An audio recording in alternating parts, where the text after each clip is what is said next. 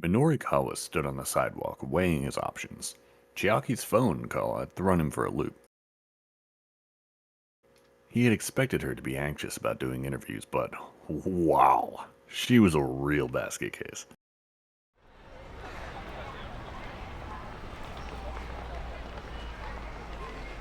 Still, that didn't change the fact that he had a schedule of his own to keep. The surveillance camera story had to be his top priority.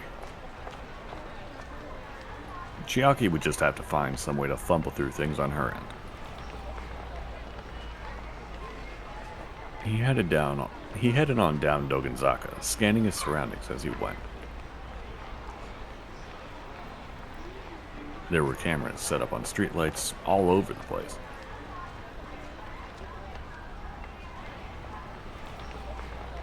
There were so many, it was hard to believe he'd never noticed them before. One over there. Another just over here. Electronic eyes peering down on passerby from high above, where they were tougher to spot. Just how were the people who came to Shibuya reacting to this situation?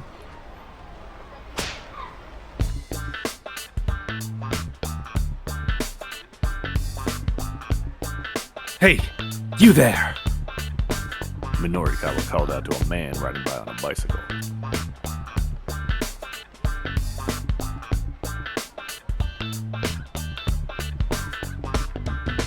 Let's take a second explode. Hey you! Stop!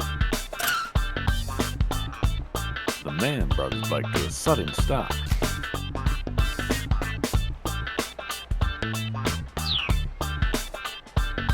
Panda.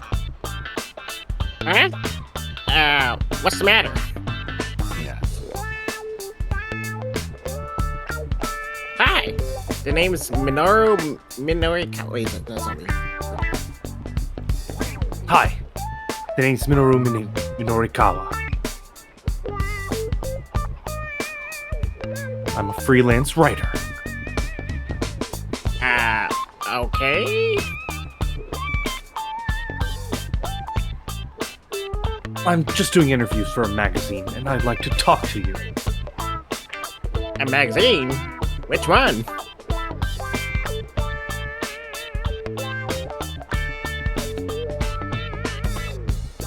Four-star General Gossip.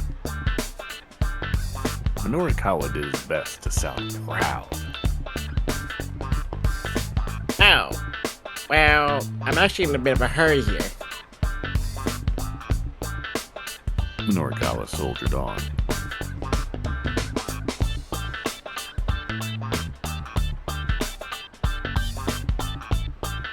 You gonna just stare at me like that, or?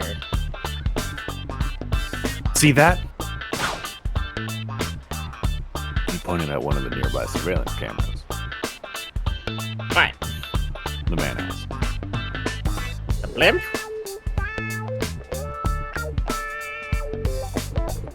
A massive blimp was indeed drifting slowly overhead.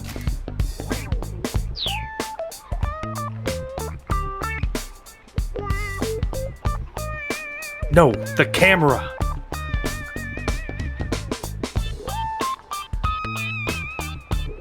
The camera watched them both in uncaring silence. Oh, that. What about it?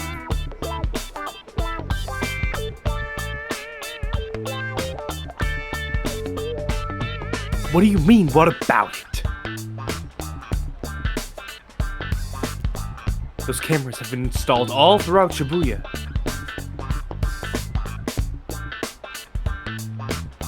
They're taking in anything and everything. Privacy be damned! A shock pallor came to the man's face.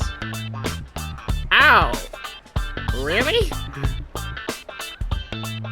He muttered uneasily to himself. I guess I should be more careful next time I go picking stuff up. Hey, what are you talking about? Minorikawa asked. Oh, nothing. Just stuff.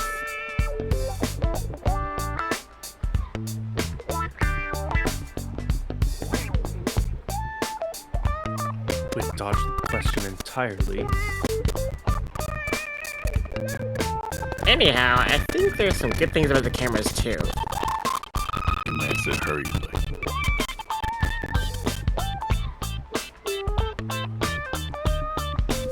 Oh? Minorikawa asked. Such as? Well, I mean, they must have helped catch some crooks, right? Well, I mean... Sorry. I'm still loading really slowly, I don't think so. I guess I'll just set it to 720p. Yeah, I think you're right about that.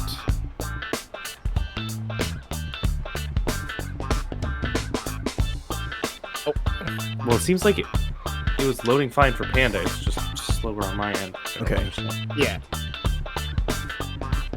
Oh, I am? The man looked shocked to have his own statement confirmed.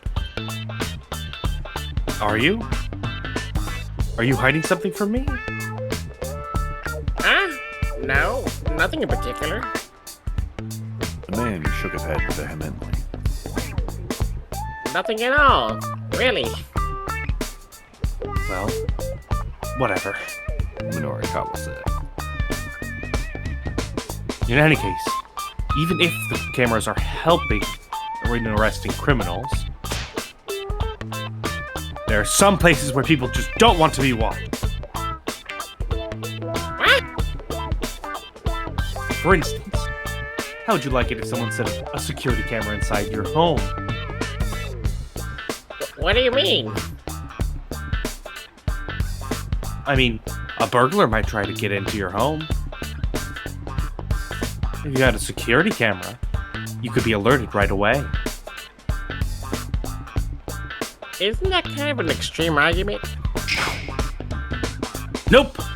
You're the one making the extreme argument here! What? The man stared, bewildered. You're saying it's okay for folks to film people around town as much as they might like, but not to take a look inside people's houses. Yeah. I guess I am. The man mumbled. Minorikawa snorted. Think too deeply about things, do you? He mocked. The man huffed in indignation. Huh. I don't see the problem. He said, I mean, it's a normal enough opinion. Do you want to bring down crime but also protect privacy? Well, yeah. So? So if they're just going to set up cameras around town, I'm okay with that. Minorikawa grinned inwardly. You're being naive. He said, Way too naive. Naive about what? by now the man was getting worked up. Once you start letting people watch you some of the time, you'll eventually let them do it more and more. That's how the world works. Simple change in camera angle is all it'll take to steal the last traces of your privacy away. That's kind of funny coming from you. Doesn't 4-star general gossip get all its scuttlebutt by invading the privacy of others? Since when are you people concerned with personal privacy? Meaning what exactly? Minorikawa asked. You know damn well what I mean. Have you no shame? I've got nothing to be ashamed about. Minorikawa exclaimed. Some celebrity scandal breaks. I write it up in the form of a top-class, socially conscious expose. That's the Minorikawa seal of quality. The man rolled his eyes. Please. As if anyone's ever heard of that.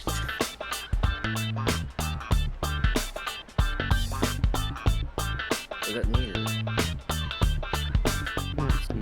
I have no idea. I shouldn't think. Maybe it's me? Your everyday freelance reporter would say something about how security firms have no right to use cameras to disrupt personal privacy. But not me, oh no. I'm the only guy who would write a first-class piece on the subject. Do you want to know why? The man's only response was a doubtful look. Because privacy only exists for me to utterly demolish it. Minorikawa finished with a prideful grin. There's nothing but journalistic arrogance! The man railed. Oh yeah? Yeah! I could have surveillance cameras any day! If the alternative is some weird gossip piece... This time, Minorikawa didn't have a handy retort. An awkward silence descended over the pair. Right. I see. Minorikawa muttered to himself as he busily scribbled in his notepad. The man was visibly taken aback. Thank you for your cooperation. Minorikawa said at last. Gave me some good stuff. He held up a hand to forestall an angry retort.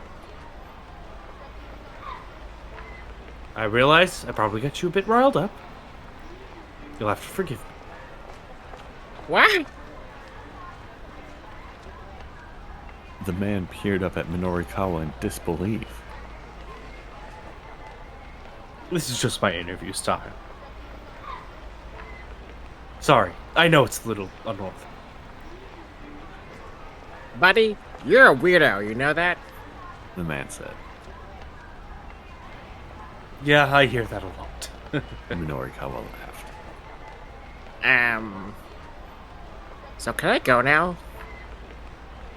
Sure. I'll quote you as passerby A in my article. What a weirdo. Sure, whatever. The man muttered. He quickly sped off on his bicycle.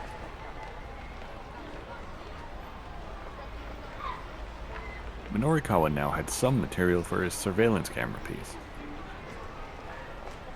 He wanted to organize what he'd managed to put together so far. He decided to head toward his next interview location, keeping an eye out for a cafe where he could stop to work on his copy. He used the map included in the project proposal to guide him.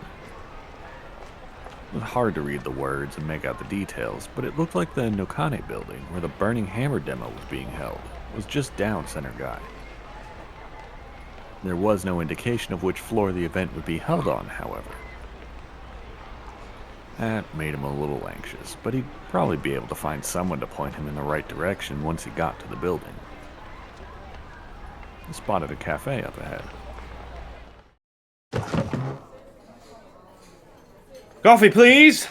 He shouted as he strode inside, slumped down in an open chair. Hopefully he'd be able to hole up in here until 1 o'clock, working on his article. If he couldn't have it done by then, finishing the whole issue by the end of the day would be a tall order. Pulled a cigarette from his overcoat as he waited for his computer to boot up. Having a smoke was Minorikawa's little trigger for going into writing mode.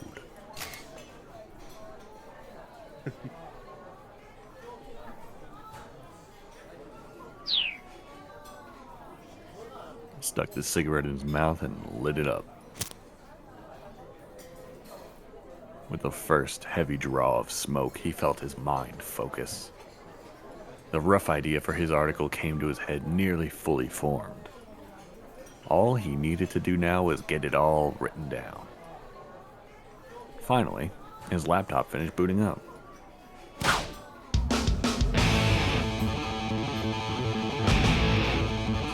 took you long enough, pal. He muttered to the computer. His hands leapt to the keyboard like a predator pouncing on its prey. In a matter of moments, he had hit his stride. His fingers clicked away. One by one, lines of text filled up his screen.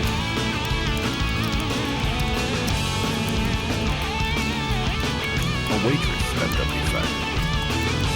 Kyle, Excuse me, sir. But Minorikawa was in writing mode. He didn't even hear her. Sir? Sir, I beg your pardon? Again, Minorikawa was deaf to the waitress's attempts to get his attention. Sir, excuse me? A waitress smacks the table. Quiet! Minorikawa snapped. He slammed the table right back. Don't interrupt me when I'm working. Not if you know what's good for you. Waitress didn't so much as flinch. She leaned in aggressively, getting right in Minorikawa's face.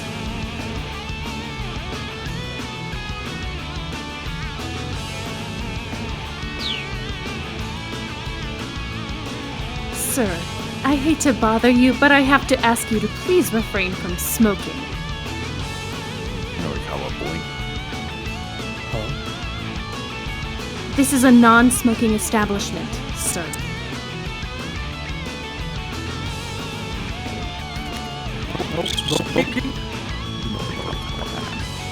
The cigarette bobbed in his mouth as he spoke. a moment.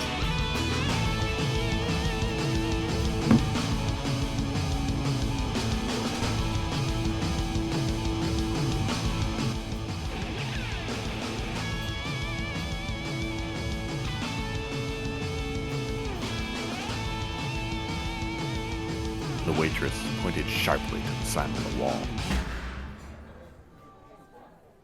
The words, "No smoking," were spelled out clear as day. We ask that patrons please not smoke so that other customers can fully enjoy the aroma of their coffee. Waitress drew herself up in an arrogant triumph. A woman sitting at the table next made a face as she tried to fan the smoke away with her hands. Customers all around the shop were glaring at him. You guys don't know the first thing about the aroma of coffee! Minorikawa scoffed. Scent of coffee only truly comes to life amidst the choking stench of tobacco smoke. The waitress's only response was to jab her finger again. But this time, she didn't point at the sign. She pointed to the door.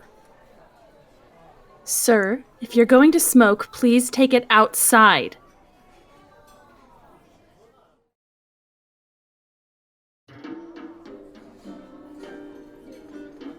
Sometime later, sitting inside the Cafe Lautrec, Minorikawa lit up his third cigarette. At last, a safe refuge. It had taken him quite some time to find a place that allowed smoking after he got kicked out of that first cafe.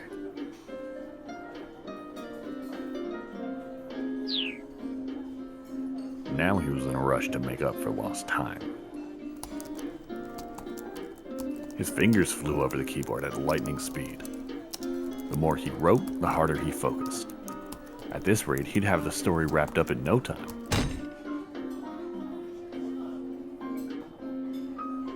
Today, you hear me? A voice intruded suddenly on his awareness. One of the other customers was shouting. Duck? You're breaking up with that fellow today? Minorikawa's fingers drifted to a halt. Oh, He looked around to see where the voice had come from. An older man, red in the face, was shouting at the young woman who sat across from him. Frank. Wait, no. Yeah. Please, Dad. Stop. The woman pleaded. Stop. You're making a scene.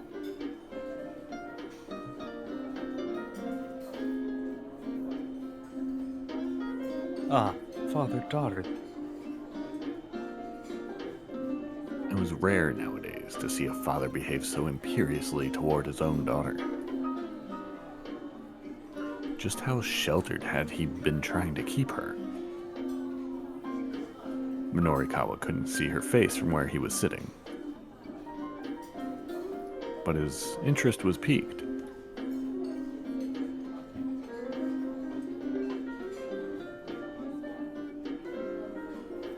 Let's go.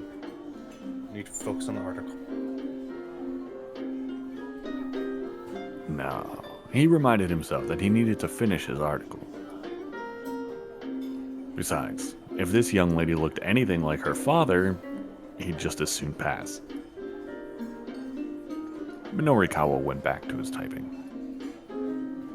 It took a few minutes to re-establish his writing groove with the two still bickering across the room. But thankfully, he soon regained his focus.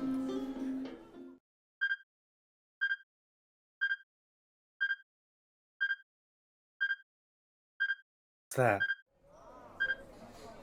His hand went still as a strange noise intruded on his reverie. Whatever it was close by. In the world is that sound?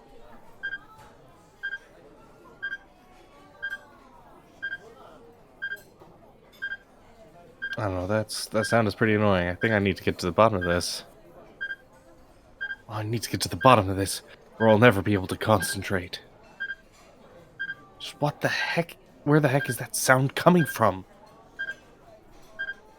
He searched his surroundings for a moment and quickly discovered that the noise was coming from his own bag. He pulled out one of the most important tools of his trade, a bug detector.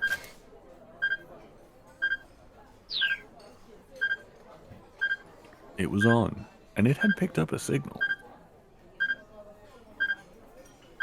To a reporter, information was life. That made owning a bug detector a sensible precaution in his line of work. With the device in hand, Minorikawa casually scanned the area.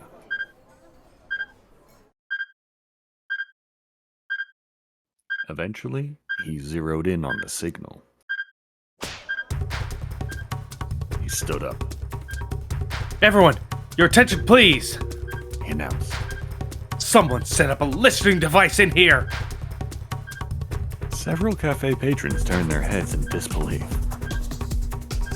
A woman wreathed in pungent perfume flashed him a disagreeable look.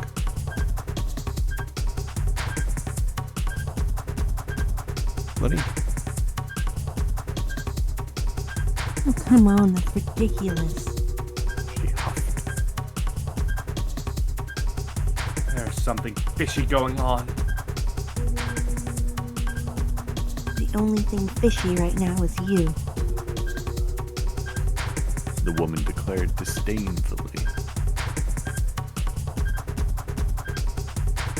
Why don't you get out of here and let everyone... I think that's her name. Why don't you get out of here and let everyone enjoy their meals? No, I smell a scoop! You what? You! What's your name? None of your business, that's what. Now hurry up and stop that awful noise. The other customers were starting to murmur loudly. There's a listening device here, folks. Minorikawa said. How can that not bother you?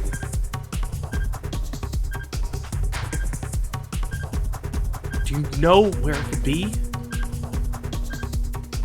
Excuse me, The woman called out. could someone please do something about this man? A waitress hurried over. Is this a different waitress? Yeah, because he went to a different Oh, cafe. right. Jules. Sir, please, you're bothering our other customers. There's a listening device in here! That's what people should be worried about right now, or should be bothered by right now. The waitress took a reflexive step backward at the words listening device. You're the one who's intruding on everyone. The woman shouted. Honestly, could you please stop that racket? It's not me making the racket. It's the bug tracker. Just who the hell do you think you are? Police! Somebody call the police. Ma'am, please calm down. The waitress said.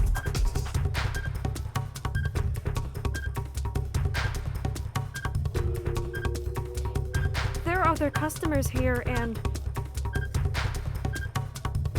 I'll calm down once you get this disrespectful whore out of here. Wait, I think I have the characters reversed.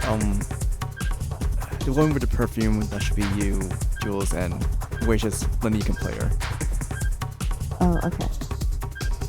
All I'm doing is sharing the truth. Can't kick me out for that.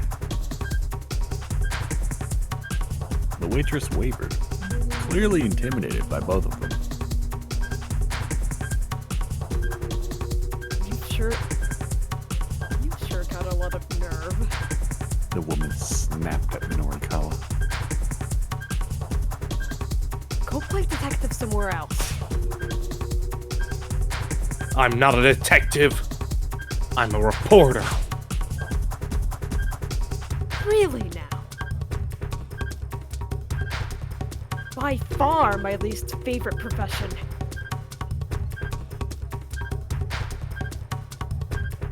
Oh, and why is that?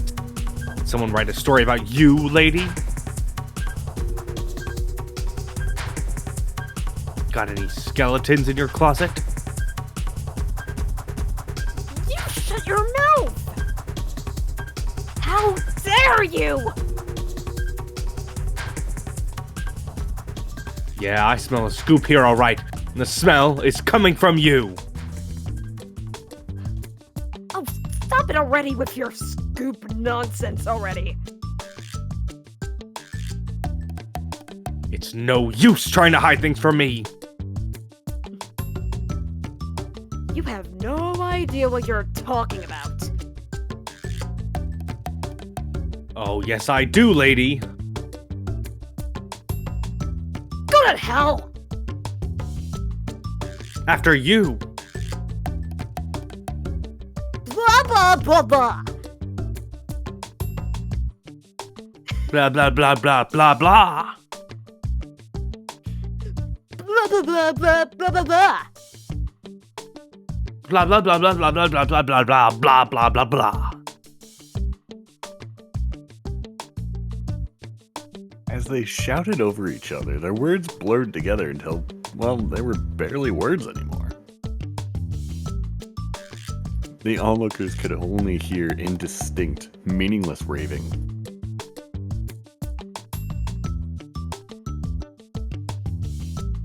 And still the yelling went on and on and on. Eventually there came the sound of approaching sirens.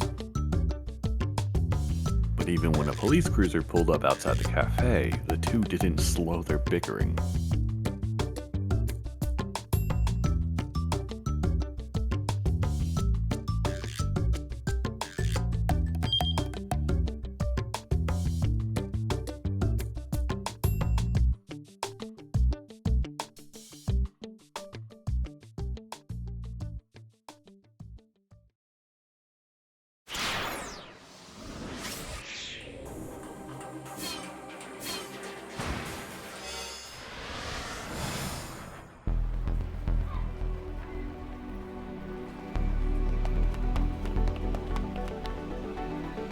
Achi and Hitomi scampered through the back roads along Center Guy, white sneakers and pumps slapping on the pavement.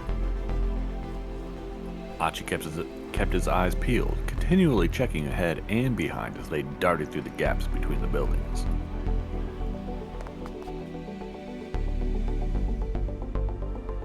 Finally, they stopped in a narrow alley.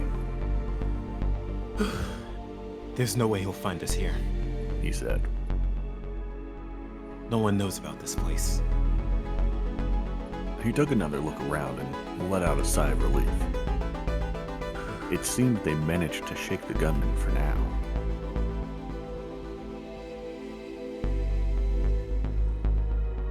Back when Achi was with SOS, he had come through Center Guide practically every day.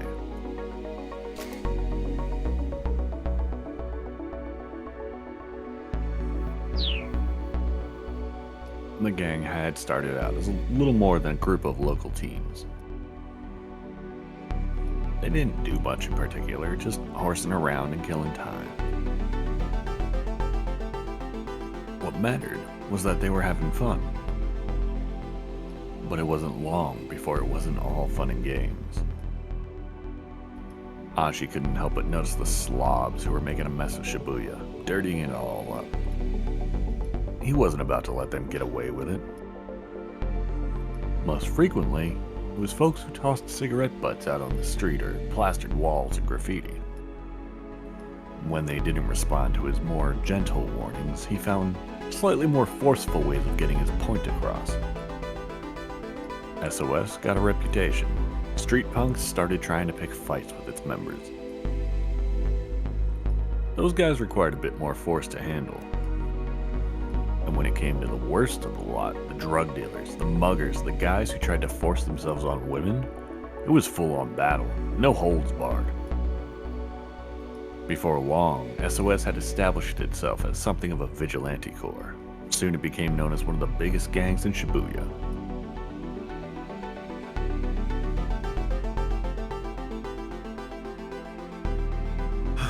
Let's lay low here for a bit and see what happens. Achi said. The alley where they hid was like a dimly lit chasm obscuring them from view. The only problem now was figuring out what to do next. They needed to find that blue van again, which meant figuring out the best way to get back to Dogenzaka without the man with the cane catching them once more.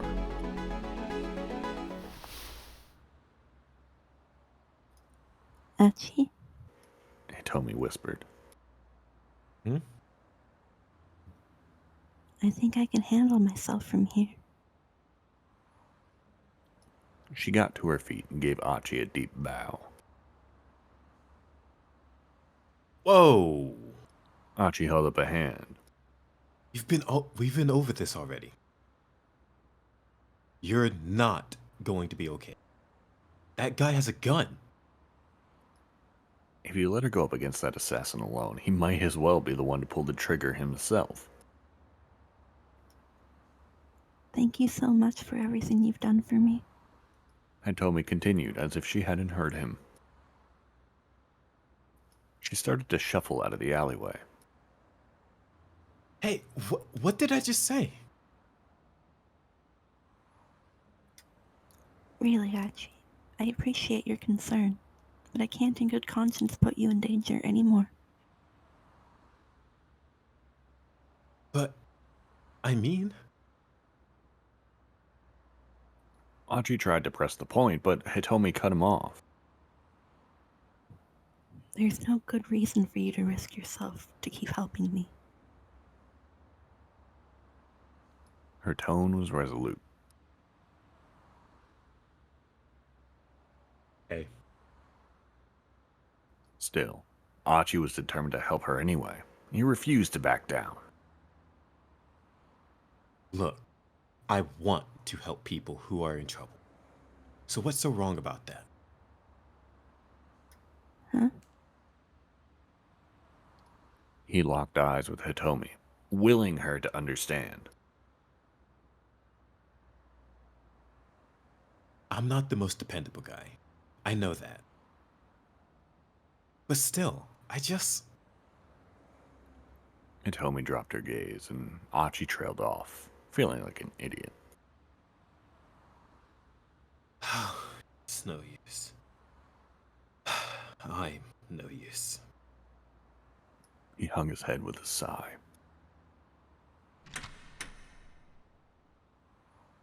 Just then, a bit of light shone into the alleyway from above.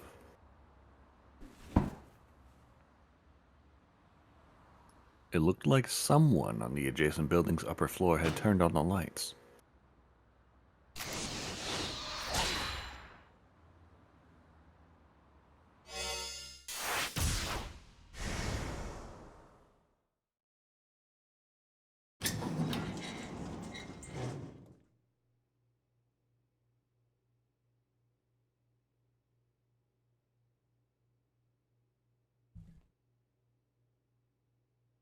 Kyle.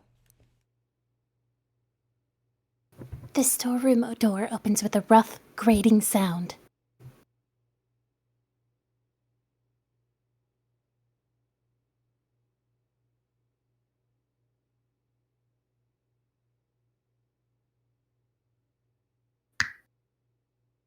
Kyle. Can you not hear me? I didn't get that last sentence. Oh, sorry. Okay. The storeroom door opens with a rough, grating sound. Do you see the second line light switch? I do. Is that me? Yeah, I think that's you. Okay. Okay, now where's the light switch? I fumble around in the dark, feeling for the switch box. My costume paws mute the sensations in my hands enough that even finding that is difficult. I bat at the wall willy-nilly until eventually the lights come on. Apparently, I found the switch, even if I didn't feel it. Whoa. What the heck is this? The storeroom is practically overflowing with shoddy goods. A painting that looks like a child's scribblings. An oddly shaped hat bearing the words "Grow 2 inches, guaranteed." A cheap-looking pendant with a tag that says it's set with the Miracle Stone. Oh, I think we already seen these scenes. I'll go Mhm. move through.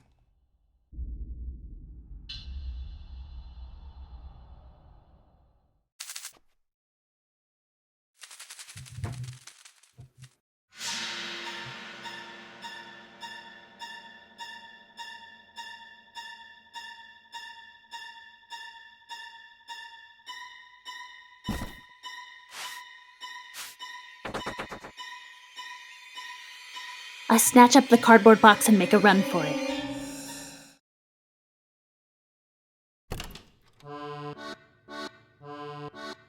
Phew! I made it. When I get back to the break room, Mr. Yanagishida is still clutching Chiri's hands. Oh yeah, we've seen these.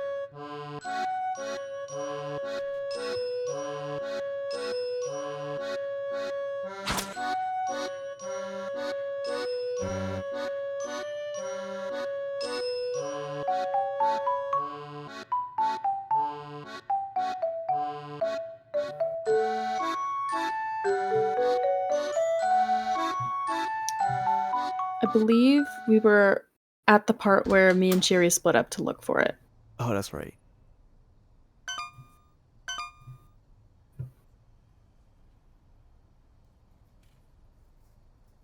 Did we do this part? Mm-hmm. Okay. Like, we were already in the rest of the city. Chasing after the truck. Alright. Wish I was skip function in this game.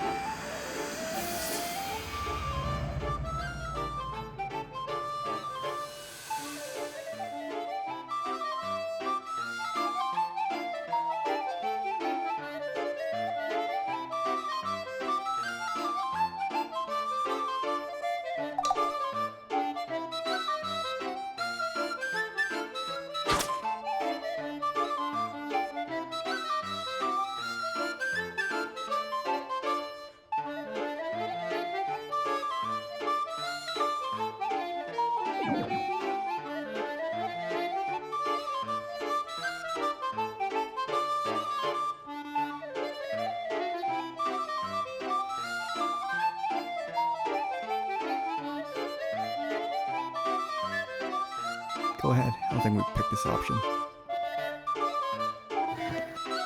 We should split up. Chiri and I go our separate ways, searching for a truck full of junk.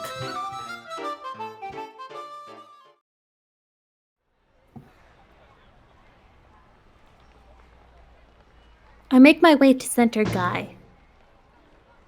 I'm so focused on searching all over as I walk that I lose track of where I'm going, and I wind up bumping right into a man who's hurrying along with his daughter.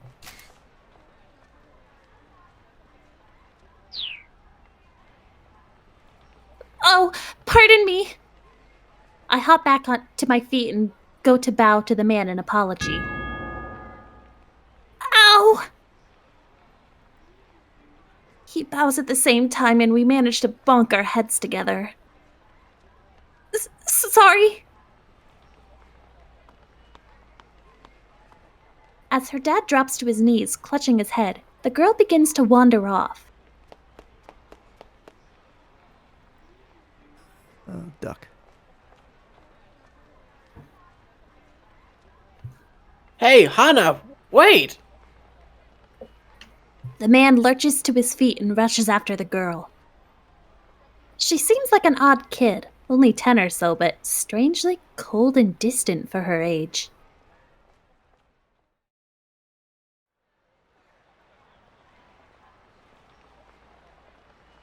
Nursing my own sore head, I make it all the way to Shibuya Station, but there's no sign of the truck. I'll probably never find it just by wandering around randomly. It's already 12:35. The sales demo starts in 25 minutes. I have serious doubts I'll be able to find the truck by then. Ugh! What should I do?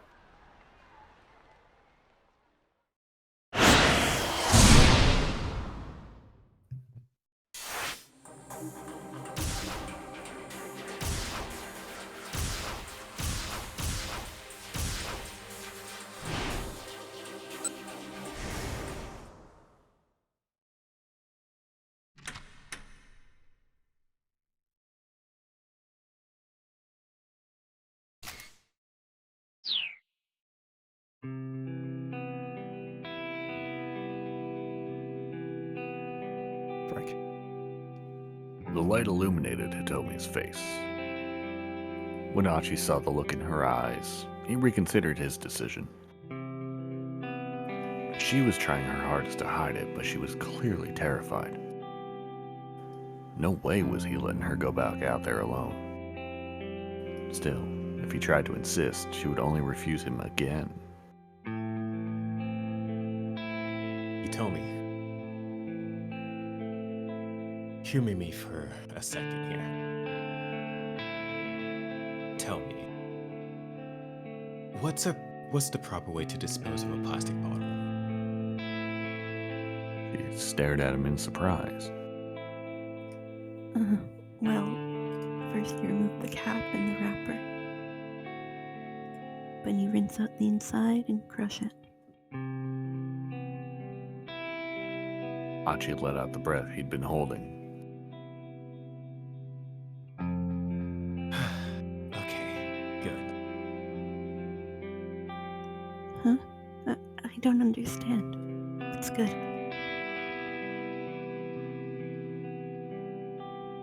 You gave me a reason. You gave me my reason why I have to help you out. I super respect people who respect the environment. I am one of those whatchamacallits, an environmentalist? Achi pointed at his mean, clean t-shirt. Hitomi hesitated. And what was your plan if I said the answer was to toss the plastic in the trash? Well, then I need to stick with you to help teach you. Environmental awareness begins with good education.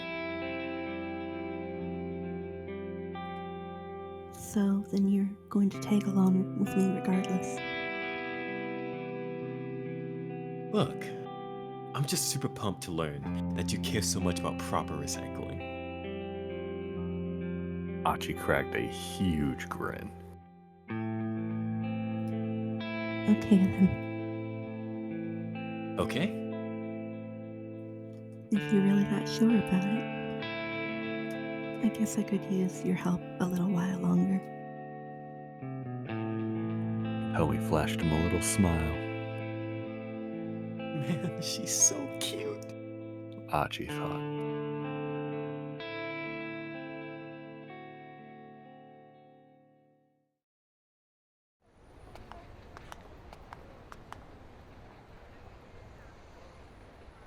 Sneaking out from the alley, Achi and Hitomi began to make their way along the side streets back toward Dogenzaka. It was a pretty big detour compared to taking the main thoroughfares, but that would be worth it if it meant they avoided the man with the cane. Achi looked over at Hitomi as she walked alongside him. Her face was solemn, and he could feel the intensity of her worry for her sister.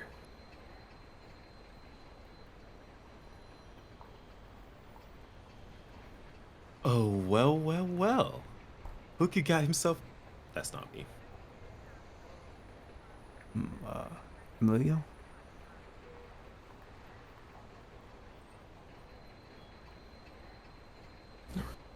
Oh, well, well, well.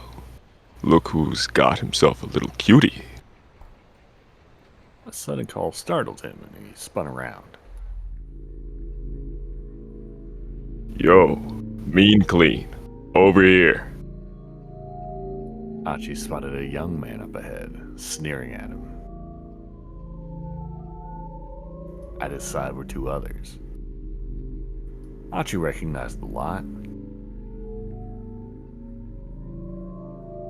SOS. Hitomi let out a nervous squeak.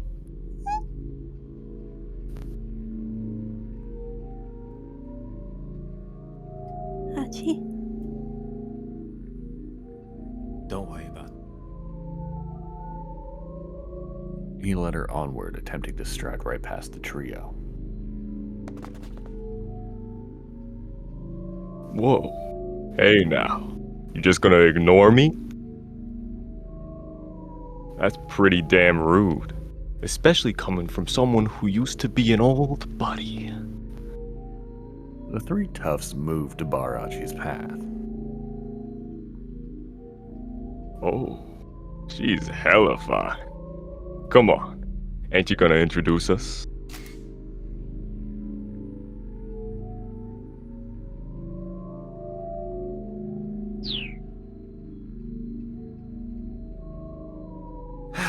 Sorry, man. Achi said. I'm in a bit of a rush here. He gave them a tepid smile. Big hurry, huh? Where to? Some love hotel in Maria Macho?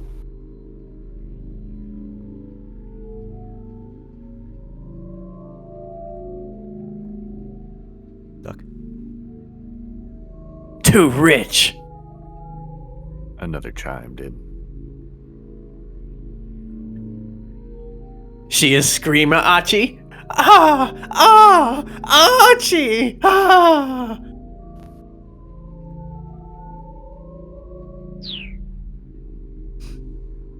They burst out howling like a gang of monkeys. One of them cackled like a grinning idiot. And, Wait. Oh, no, what? go on. Okay. Achi. Achi.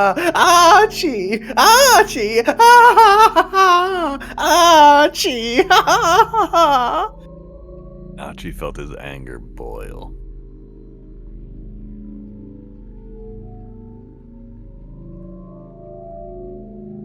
Shit.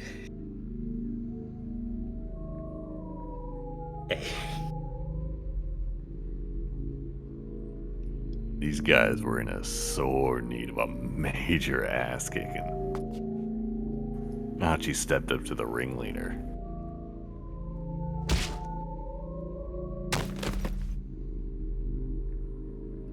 The tough dropped to the ground with a dull thud. Oh, sorry. That was terribly rude of me.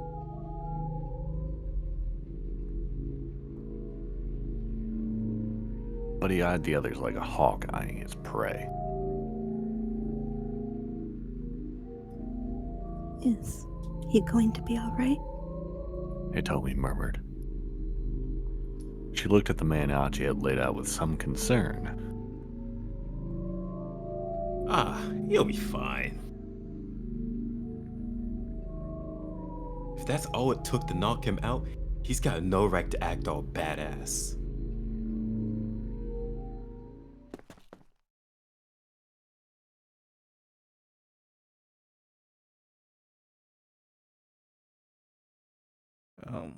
Panda? Wait, me? Yeah, go for it. Achi, huh? I don't believe I've had the pleasure.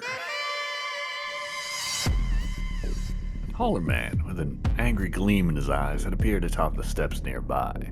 He must have turned up during the commotion. He radiated a distinct aura of menace.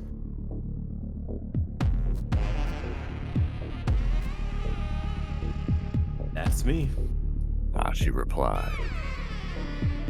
Just who are you?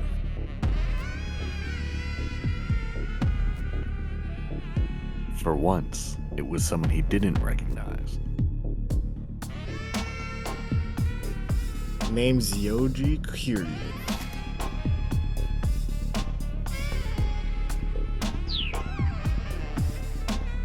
I joined up with SOS after you left. Now I'm Susumu's number 2 guy. Newcomer stared at Achi's face, sizing him up. Our legendary founder. I've heard so much about you. Founder? It had been a long time since anyone had called him that. There'd been a bunch of arguing over who would take charge of the new group that was forming to set things straight in Shibuya. At some point, folks had started hailing him as the force behind SOS. But founder, that was just something his buddies called him.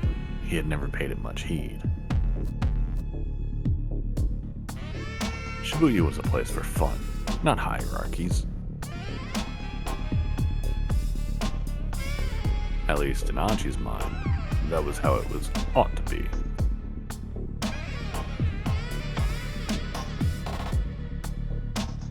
Like how you busted up some mean old drug dealers, rescued your pals from Yakuza bondage.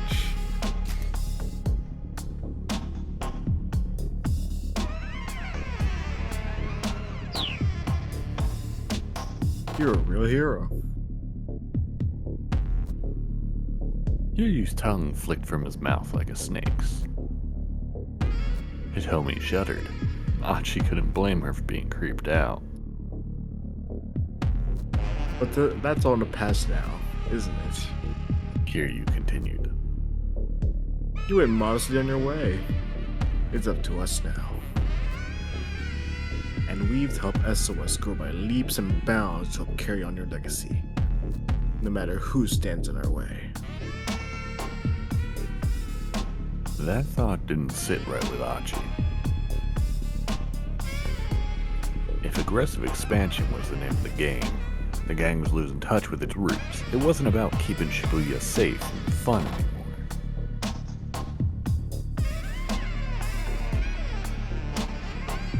Make SOS bigger. Huh. He said. I'm guessing that was Susumu's call as well. Kiryu didn't answer his question.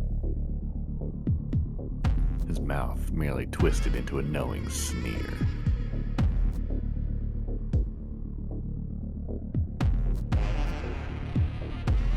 Is that me?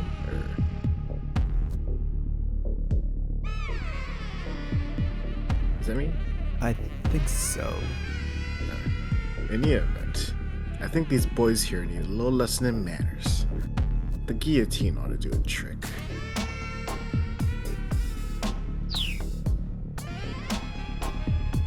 The other gang members started an alarm.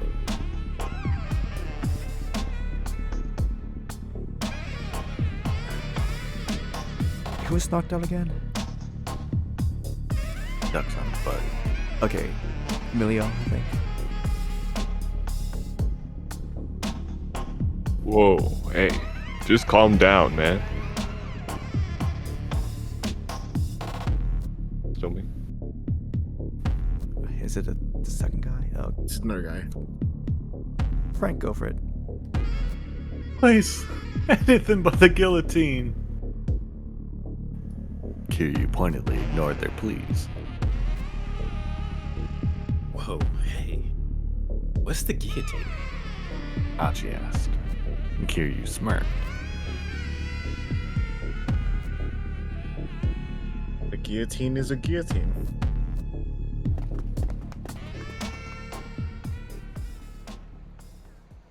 With me, worms. Without a glance back, Kiryu strolled away. His two underlings followed him unhappily. Achi wondered what lay in store for them, but right now he had more important things to worry about. Come on, let's go. He took Hitomi by the hand and they were back on their way.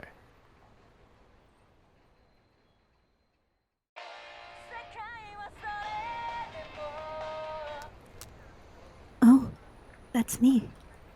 Hitomi perked up. She reached into her pocket and took out her cell phone. She stared at the screen with consternation. What is it? Achi asked. It's an email. It's from Mr. Tanaka. Who's Mr. Tanaka? He works with my father. I'm not sure what I should do.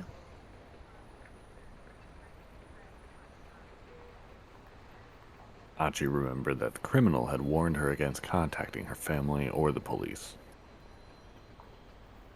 She seemed reluctant to even open up this message.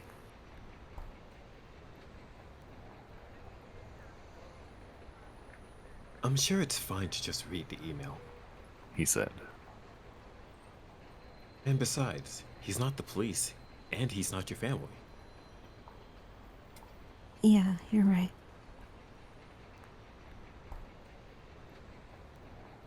Hitomi scanned the message anxiously. It sounds like he's worried about me. She said. Then, does he know about the kidnapping? Yes, I know my father trusts him. And he's always been so. Hitomi cut herself short. Still, it was clear to Achi that she and this Tanaka person had some sort of close relationship.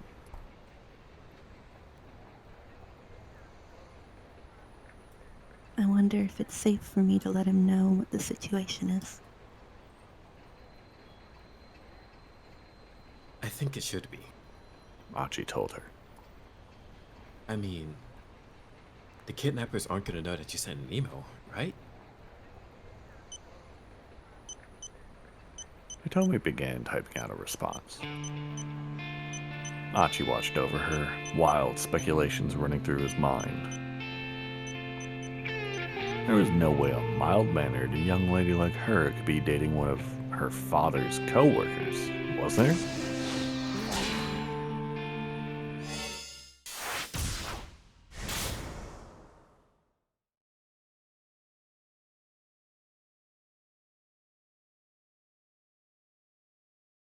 Here, take a look at this. Huh? Osawa could never have anticipated what he saw on the LCD screen. We saw this, right? Remember? If this is in the bathroom, we've seen it. Right.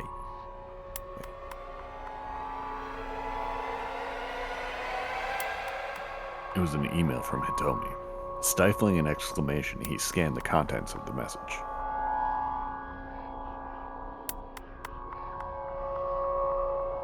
There's a man following me. He has a gun, and I think he's trying to kill me. I'm safe for the moment, so try not to worry. This kidnapper warned me, told me not to contact my family or the police. Please keep this email a secret.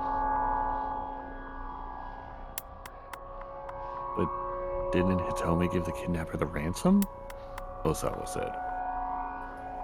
What could anyone want with her now? Tanaka shook his head, uncertain.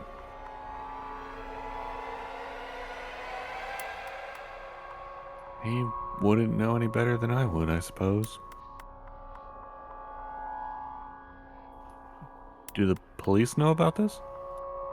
And if so, why haven't they said anything?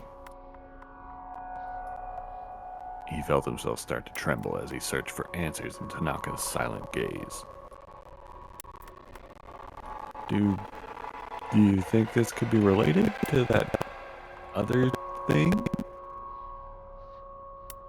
I doubt it. If it were, why would they go after Hitomi? I suppose you're right, but Osawa was shaking outright now. Tanaka laid a hand on his shoulder. First, just calm down, and let's think about what we know about the kidnapper. His composure helped Osawa keep himself under control. They've taken Maria, the vice director continued quietly, along with a ransom of 50 million yen. And now they're after Hitomi. His gaze sharpened. Sir, do you think this could be someone who holds a personal grudge against you?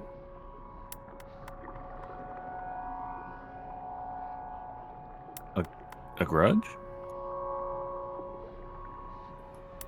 Osawa considered.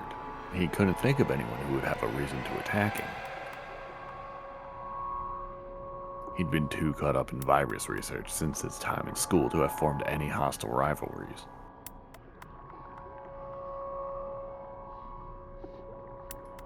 He didn't have any enemies that he knew of. Maybe someone's just jealous that I became head of a laboratory, he suggested doubtfully. He had held his position for years at this point. Why would that spur someone into kidnapping his daughter now?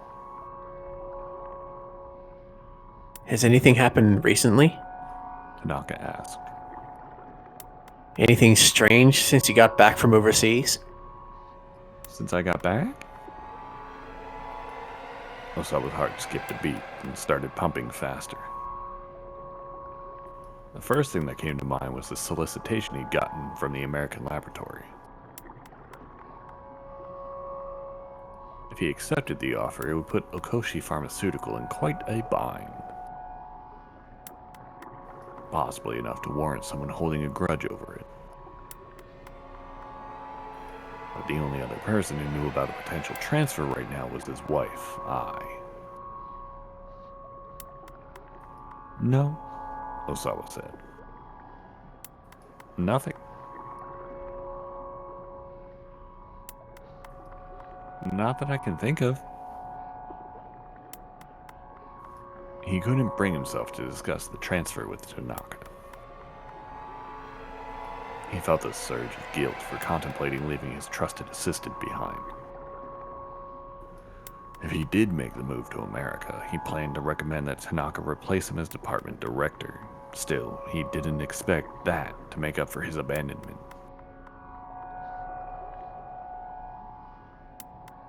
All right.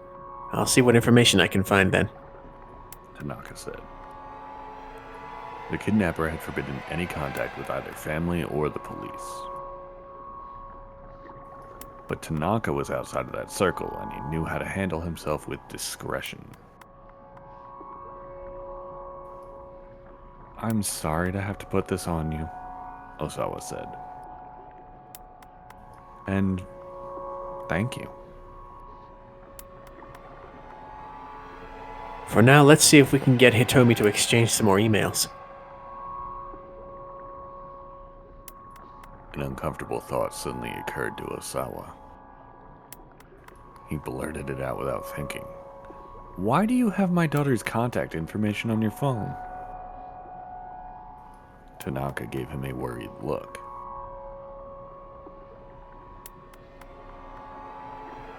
Sir, I promise I can explain once all this is over. And with that, he stepped out of the bathroom.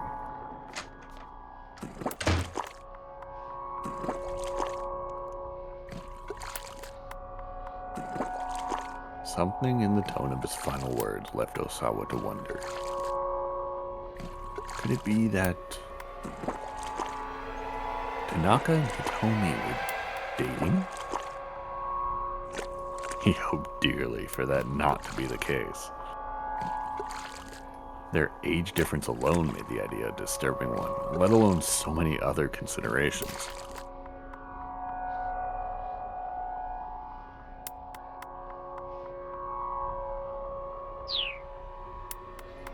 Trying to put aside his paranoia, Osawa resumed his struggle with the clog in the toilet.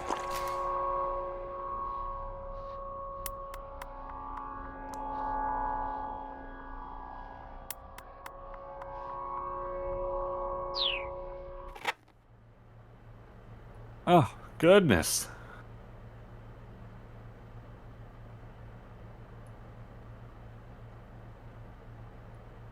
Hajiwara reappeared, still toting the bucket. You seem to be having a lot of trouble there, sir. He made it sound like the whole mess was Osawa's fault. Of course I am. I've never had to do this before. Really? I think the research you do would be a lot more difficult than this. Fixing toilets gives me far more trouble, I'd say. So it would seem.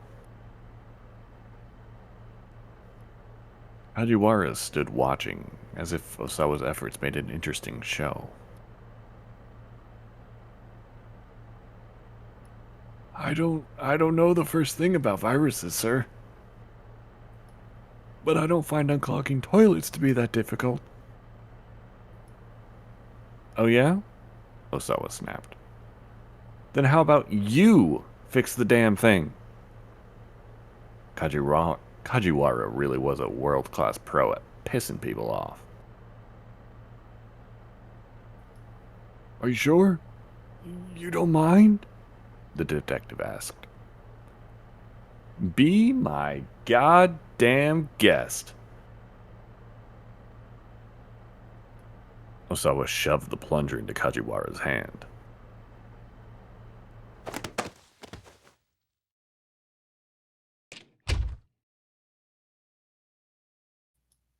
Leaving the detective to handle the toilet, Osawa marched back to his study.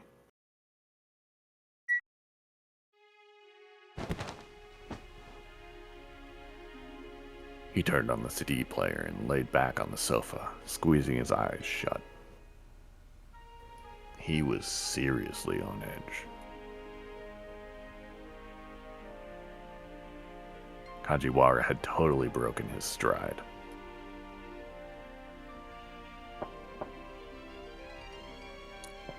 What now?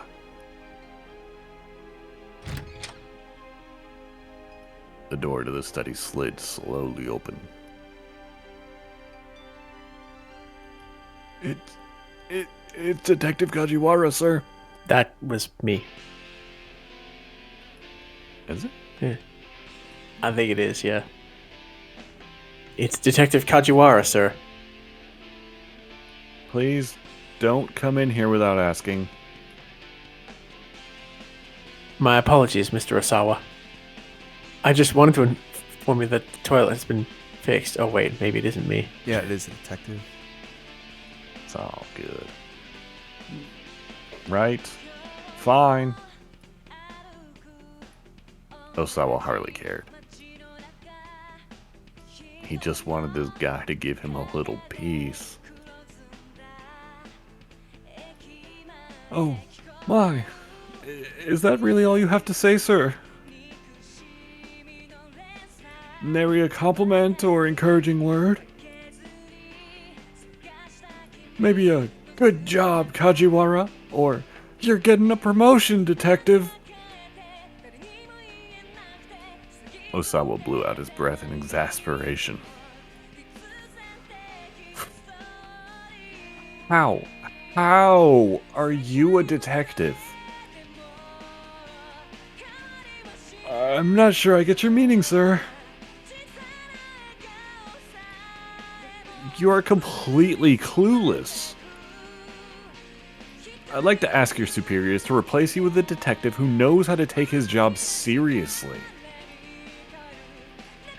Mr. Osawa, with all due respect,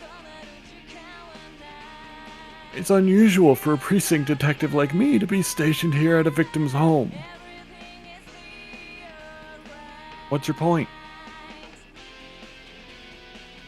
Not to brag, sir, but I happen to be an exceptional detective. Kajiwara beamed with pride. In fact, I made an excellent showing in the Superstar Detective contest we had on our police social media service.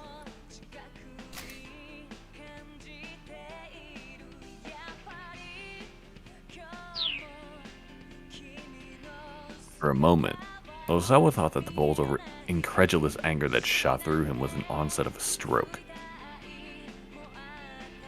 How could a single person be so utterly infuriating?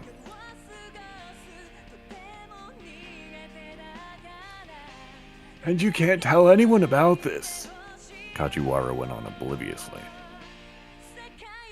But this summer, a new detective manga is starting up, based on me.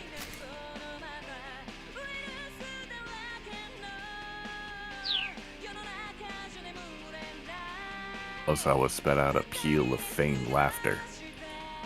A manga? I can tell you all about the plot, sir. Would you like to hear about it? I would not. It's about a telecommuting detective who solves major crimes using just his wits and his computer. Surely, you'd like to hear about that, sir? I really wouldn't. I know I may not look it, but I'm pretty handy with computers. Kajiwara's eyes drifted over to Osawa's desktop. His hand darted to the mouse. In a matter of moments, he cleared the screensaver and booted up a web browser. Hey! Osawa barked. Don't touch that! But he was too late to stop the detective. The monitor showed the page for AyaNet, a fan page devoted to Aya Kamiki.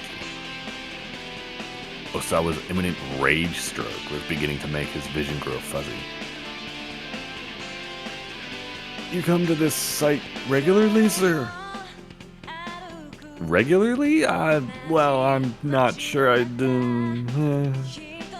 Osawa trailed off, feeling the heat of a blush flare on his cheeks. There's a lot of stuff on this site. Is there a section you primarily spend time on? Well, I mean, for my part, I really only go to the fan forums for folks 40 and over. Aha! With a twinkle of curiosity in his eyes, Kajiwara appeared at the computer screen.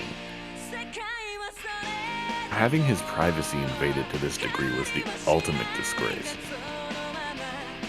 Alright, Osawa huffed. You're an amazing detective, Kajiwara. Just incredible. I see you in a new light now. Now, would you please...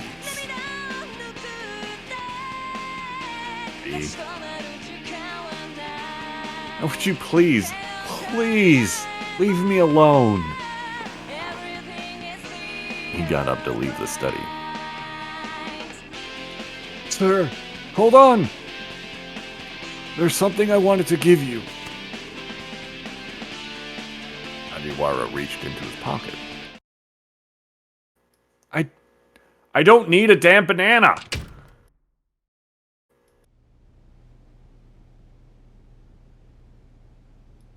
Osawa fled the room. He needed to be alone, if only for a few moments. But even if he could somehow shake Kajiwara, the other detectives had eyes all over his house. He had reached the limits of his patience. He couldn't even think straight anymore. He headed for the back door, trying to avoid the police. Opening the door quietly, he slipped across the yard and out through the back fence.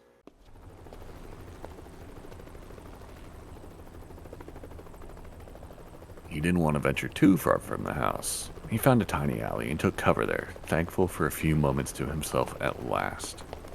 While there, he caught sight of a man and a young girl, a father and his daughter, running past on the main road.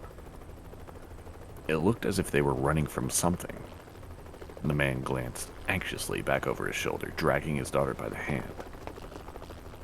Osawa watched absently as the pair rounded a corner and disappeared from sight. Not long after, a pair of thuggish-looking men came running along, heading in the same direction.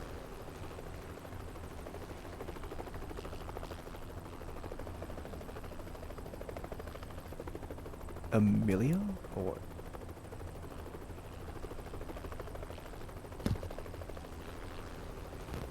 You there. One of them called out. You see a guy and his daughter around here?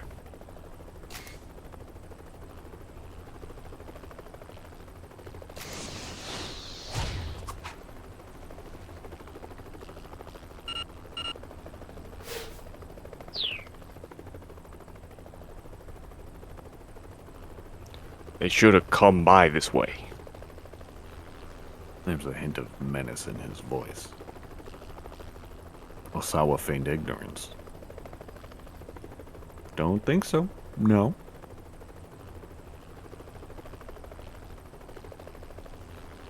Frank. Come on, Yutaro. Let's go, said the older man. Aye, replied the other. The two dashed off in the direction of the father and daughter had gone. Osawa took several long, deep breaths. He managed to calm down slightly, but the worry gnawing away inside him still lingered.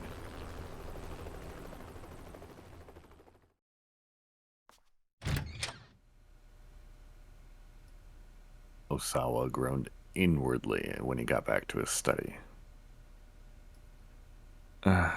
You're still here?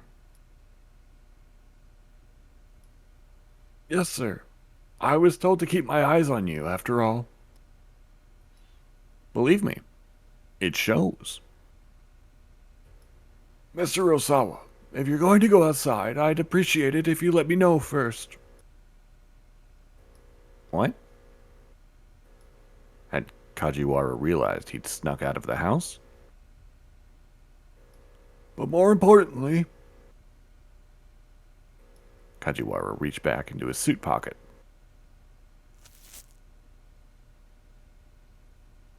I've been meaning to give this to you.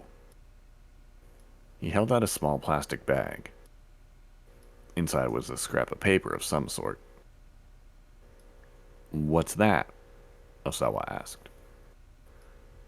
This is what was clogging the toilet, sir.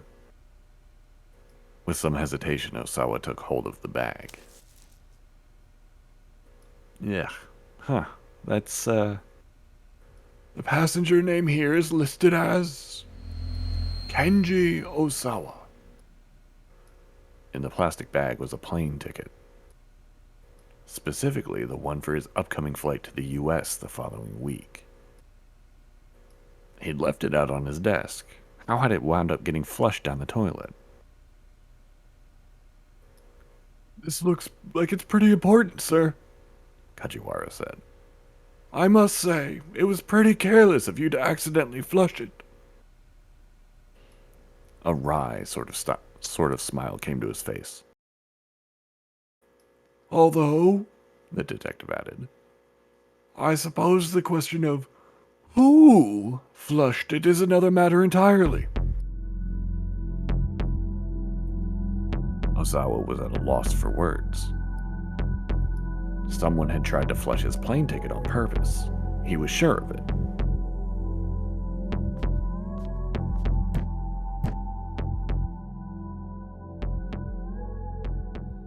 He knocked on the door to Ai's room, but there was no response. It didn't look like she'd gotten back home yet. Osawa let himself in.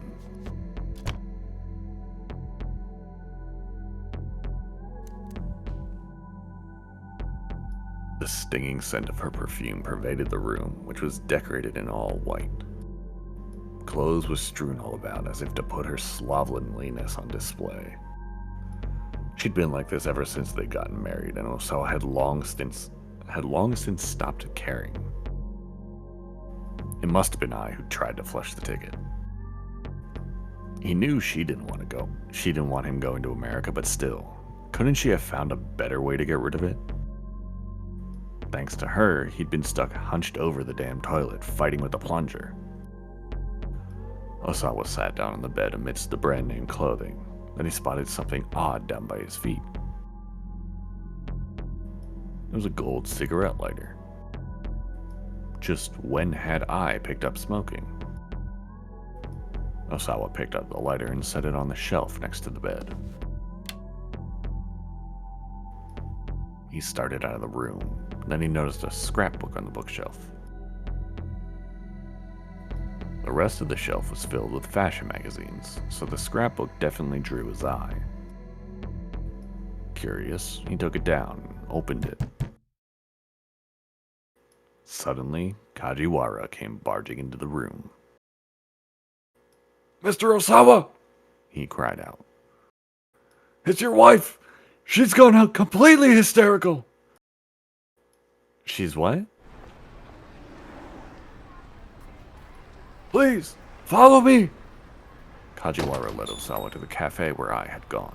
The instant he opened the door, Osawa's ears were assaulted by a veritable whirlwind of verbal fury.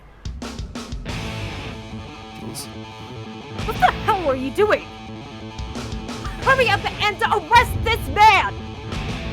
The grating, histrionic voice was none other than Ai's.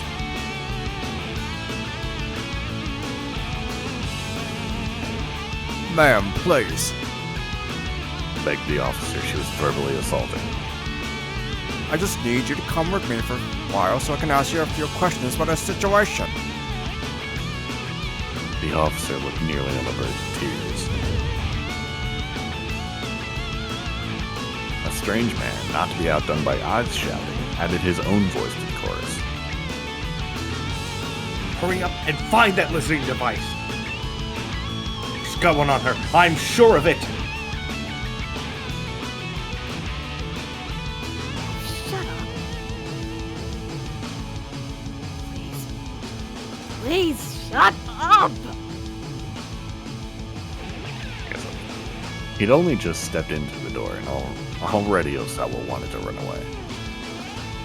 The cafe was almost deserted. Probably the rest of the clientele had been driven off. What few customers remained were rooted to their seats, apparently afraid of getting caught up in the mayhem themselves.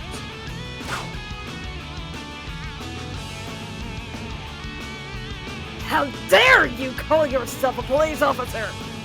I harked.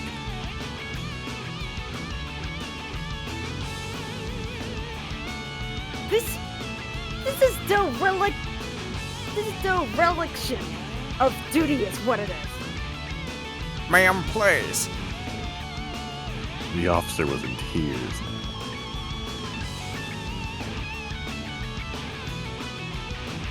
To think that good taxpayer money pays her salary.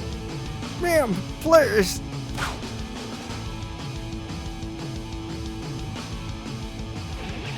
Recording a conversation without consent is a pretty serious crime. The other man ran. Not cracking down on that. Now that's dereliction of duty. Sir, please.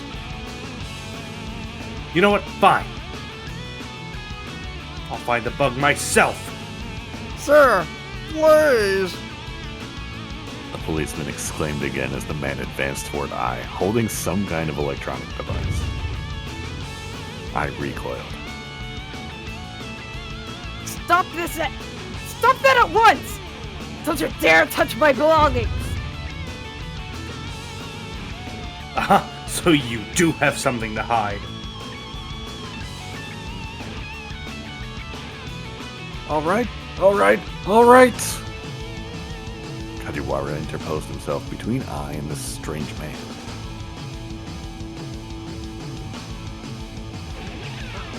Not you.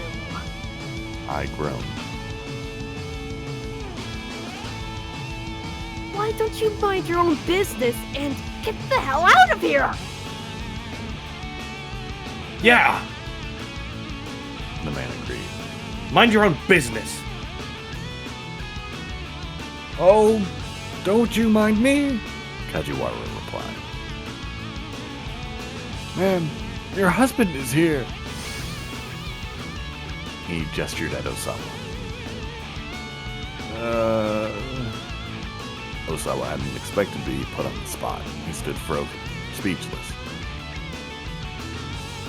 Now what? I snarled.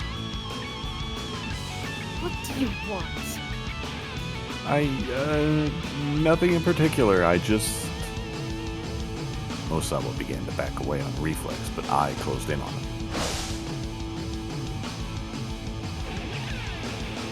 That's how it always is with you.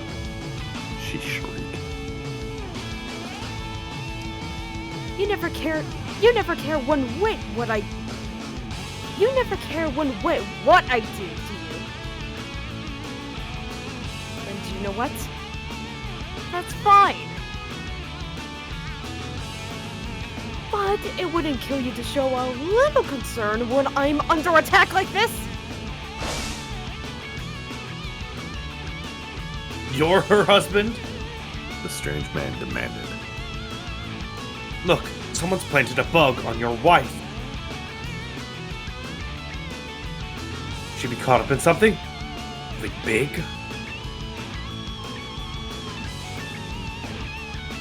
Tell me. Why? Why are they all coming at me now? Sir, please. The officer, too, turned to Osawa. We just want to hear your wife's side of the story.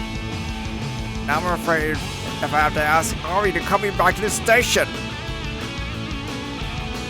Osawa felt like he was standing in the eye of a hurricane that was whirling faster and faster. Are you even listening?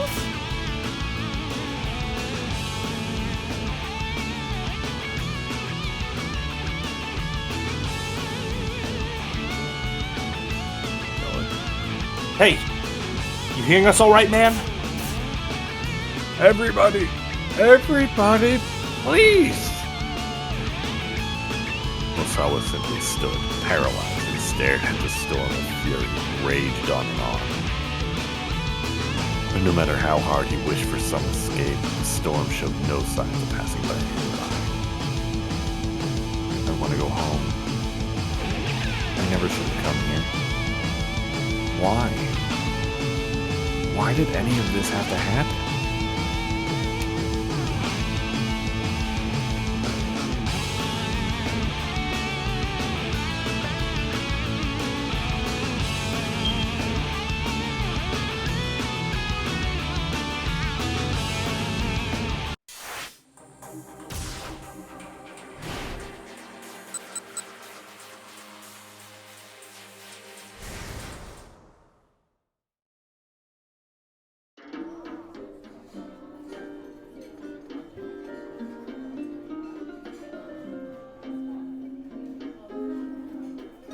You know what? I'll take a look.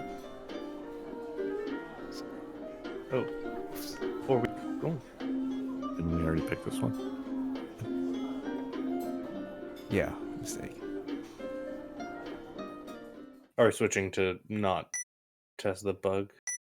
Yeah, that's what I was thinking. Cool.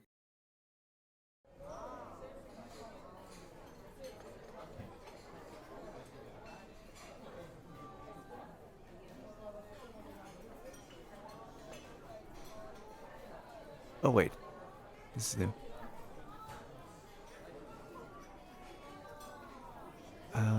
Who's the waitress? Lini, you guys should be talking to yourself here.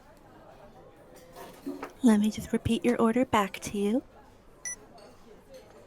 1 Japanese style beef patty, 1 spicy fish roast spaghetti, 1 chicken casserole, 1 French onion soup, 1 fruit parfait, 1 chocolate parfait, and 1 deluxe chocolate parfait.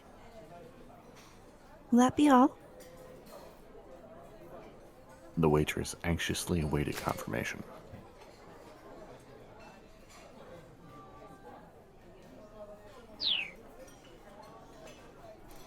You forgot the large caramel shake. The customer was a full-figured young woman ensconced at a nearby table. Oh, my apologies. The waitress quickly jotted down the addition to the order.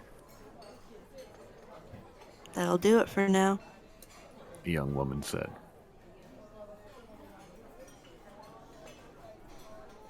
Nolan?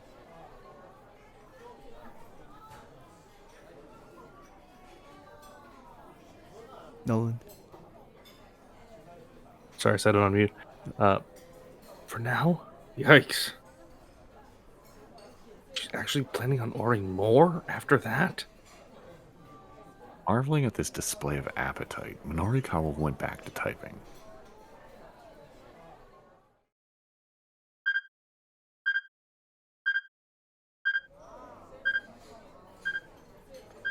Oh, what? He heard the strange beeping sound again, subtly different than the first time, and this time it was closer. Seriously, what the heck is that?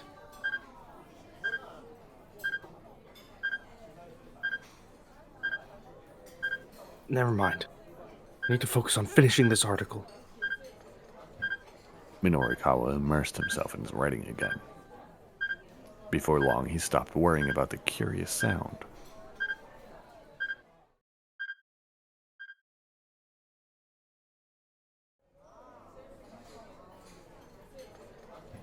The plump young woman set about devouring all the food she'd ordered, despite the strange looks she was getting. Now, that was an appetite to be reckoned with. It took her under 3 minutes to polish off the lot. Then, looking not the least bit sated, she picked the menu right back up. Was she seriously going to order more?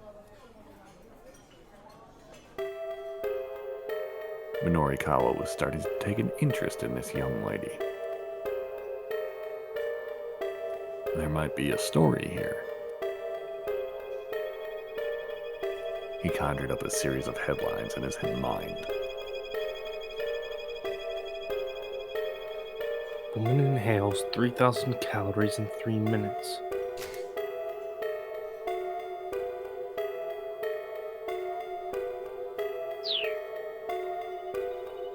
No, he needed something with more punch. Food for thought, an expose on obesity. No, that was no good. He wasn't writing for a fashion mag here. Gourmet day in Shibuya. That was it. He'd been able to whip something up if he went with a foodie angle. Minorikawa got up from his seat.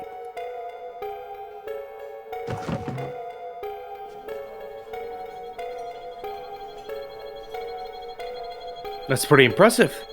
he said to the hungry diner. Do you always eat that much? The young woman glared back at him. Not always. She said. Suddenly, tension filled the air. Oops. Too blunt of me? I mean, she is a young lady after all. Maybe I should change my approach. Who the heck are you anyway? The woman asked. I'm a freelance writer. I was hoping I could do an interview with you real quick. You want to interview me? The suspicion was plain on her face. I do. I mean, girls all over the world worry about their diets, right? I hear that, yeah. So, would you be willing to share your secret, your technique or whatever on how to eat without getting fat? What, me? Sure. I mean, look at the figure you're maintaining despite eating all this food. The young woman's expression brightened up. Oh, you noticed? There's actually a lot that goes into all this. Yeah? The basic thing, though, is to eat 10 meals a day. Minorikawa struggled to keep his jaw from dropping. 10 meals a day? She flashed him a chubby-cheeked grin. You don't know how diets work, do ya? She chuckled. Eating only 1 or 2 meals a day, that's what'll make you fat. You gotta space your food out into smaller portions throughout the day. That's the fundamentals of dieting right there. Right, but what happened to the smaller portions part? Minorikawa had to bite his tongue. Oh, I see. He said. Any other pro-dieting tips you could share? Well, for the basics, I'd say always drink protein instead of tea, yeah? Drink protein? All day? Seriously? Once again, it took all of Minorikawa's willpower to keep his thoughts to himself. Let's see, what else? Oh, there's this stuff called burning hammer too, but... She trailed off with a little wince. Wait. Minorikawa perked up. Did you say burning hammer? Oh, you know it? I've heard of it anyway. Minorikawa replied. He decided he was better off keeping his plans to head with the sales. He decided he was better off keeping his plans to head to the sales demo a secret. There's a sales demo later on if you're interested. The woman said as if she were reading his thoughts. Though, full disclosure, I am working for them right now. She handed Minorikawa an advertising pamphlet. There was a more detailed map for the venue included. What a stroke of luck. Now he didn't need to rely on the crummy map in the project proposal anymore. He'd have no trouble finding the venue with the building's various floors all broken down for him. And actually, I gotta get back to work. The woman said. Sure. Thank you so much for your time.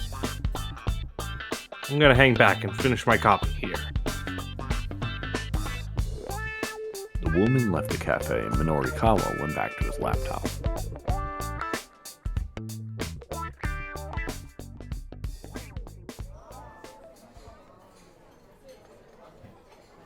He'd gotten some new info on the Burning Hammer sales demo, but he'd also lost some more time. The surveillance camera piece still wasn't finished. It was going to be a near thing to get it done before the sales demo started. Yet instead of returning to his writing, he got out his cell phone. What if Toyama had gotten another of his crazy ideas? If he'd tried to hang himself again... The thought had Minorikawa too worried to work on his copy.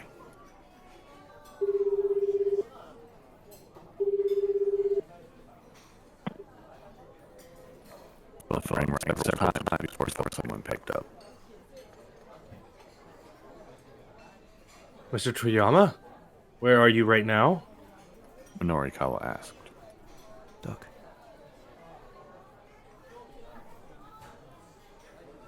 Right now? So what was that? I'm on the run, somewhere near Shoto.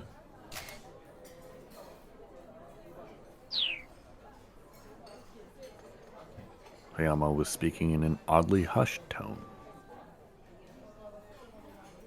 Shoto? After you left the office, some guys came by to collect on my debts. So I made a run for it. Okay, so he wasn't dead, but the situation was still pretty bad. Look, we'll get you through this somehow. Wait. Minorikawa said, hoping it was true. Just keep your head down and stay out of trouble. Stay where you are now.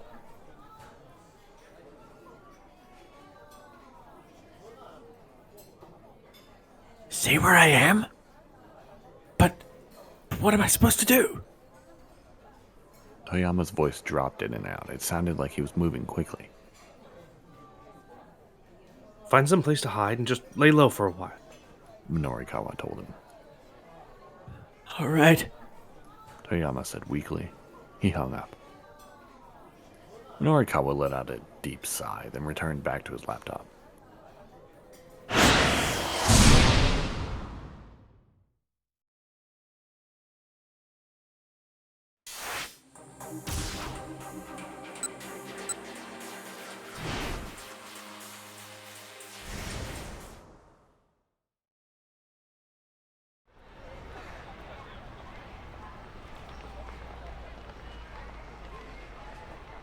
Thinking back to the way Tateno had put his life on the line to rescue a bunch of strangers made Kano feel all the more raw about just tailing these syndicate members.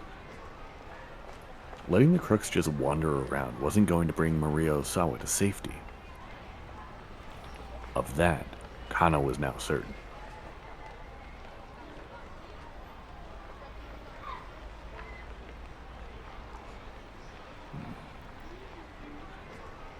Justin.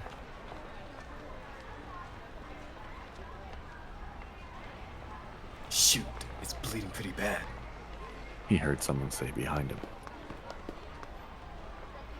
He turned and saw two young men carrying another along.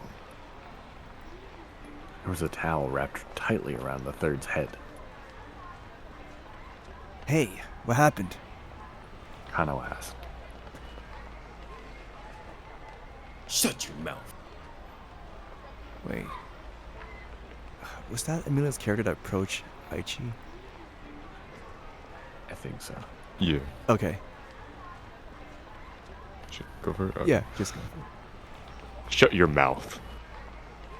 Kano blanched. Can the attitude. He's trying to help. Another voice cut in. It was Sasayama. Had he finished dealing with the girl by the station then? What happened to your friend? Out of my way, man. I ain't afraid to kick your ass.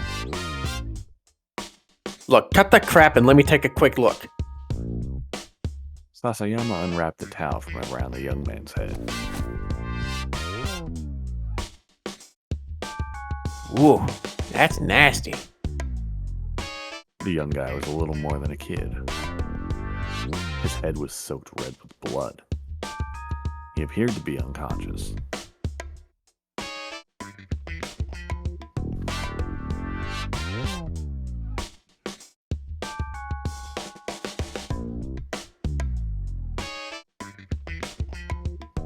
They couldn't just leave him like this, but they were in the middle of a job.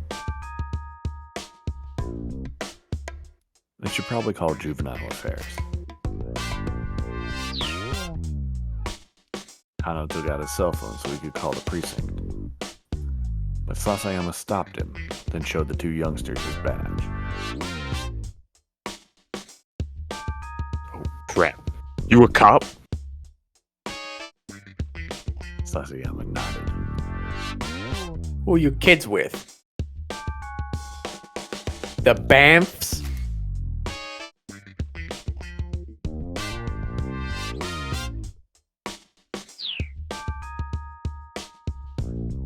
SOS?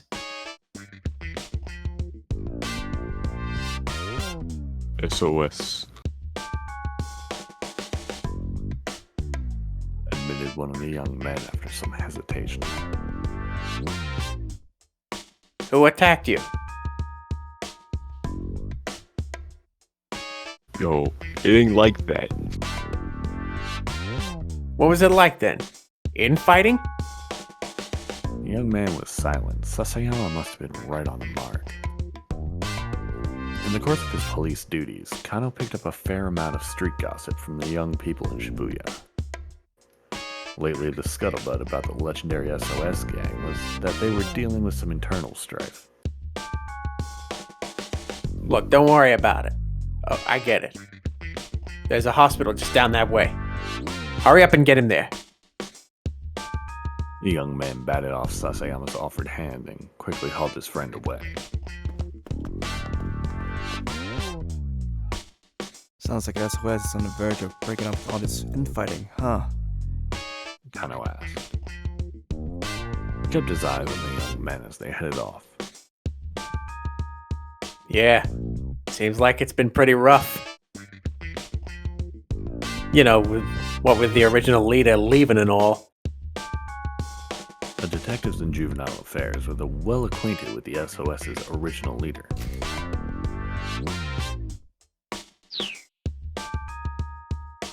The stories were like something out of some after-school special. There were tales of them taking down gangs who sold drugs to kids or breaking into Yakuza front offices to save their friends. The detectives with Juvenile Affairs took these stories with a grain of salt, but if there were really young people like that out there, Kano hoped to meet them someday.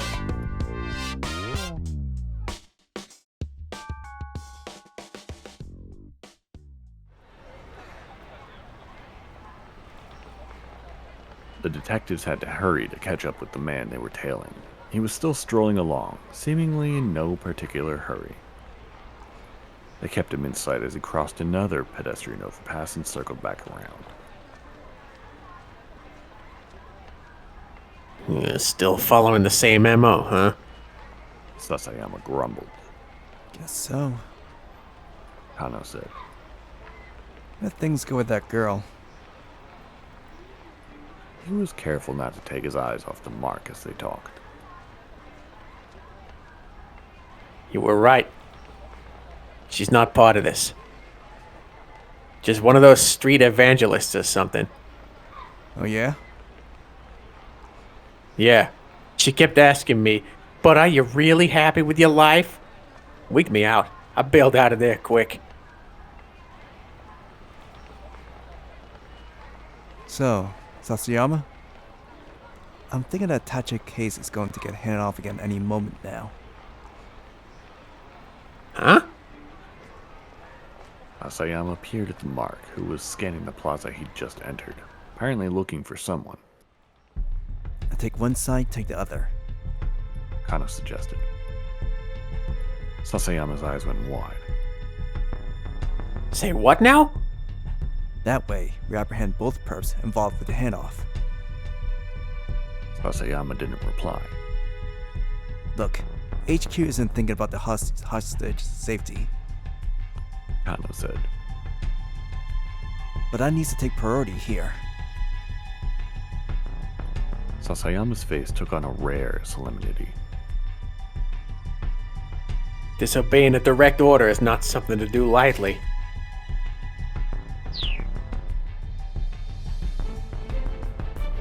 Then after a moment, he added, But I'm on board.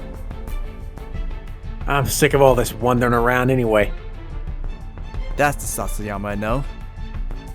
Kano replied with a chuckle. Sasayama gave him a silent thumbs up.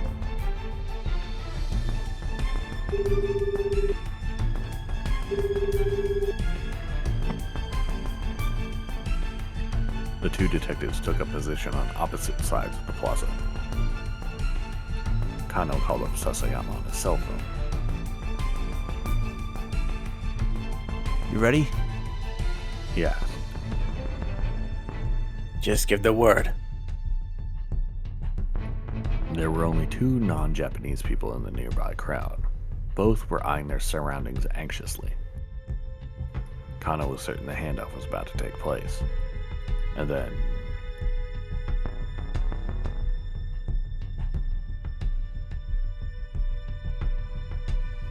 Who's this? Nolan, I guess. Try a different voice. Well, if it is Mr. Toyama. Kano's ears perked up at the sound of an aggressive greeting, the voice dripping with feigned cheer. Oh. He whirled around to see two rough-looking young men confronting a father and his daughter. The older man looked pained. Doc, this is you. Please, just hold on. He said placatingly. I thought we agreed on 4 o'clock. The young man snarled. Wait, has someone else play this? Was you Emilio, or? Yeah. Okay. Don't you try and play dumb with us, buddy. It's nothing like that, I swear. My girl was just hungry, so I just stepped out to... Yeah? How come you didn't just order delivery, huh? Ah, yes, right. I suppose that would work too. Don't you me, man.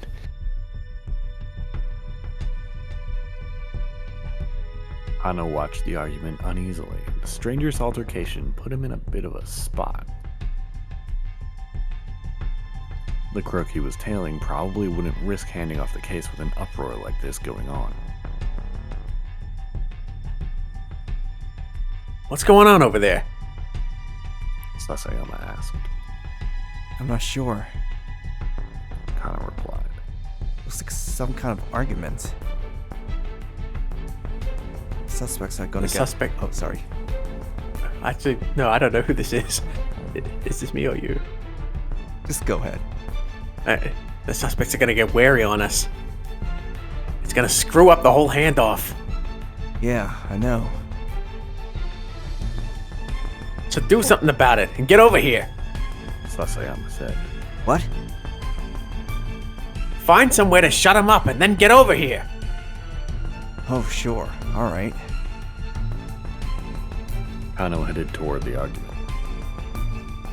He was only halfway there when Sasayama called again. He sounded panicked.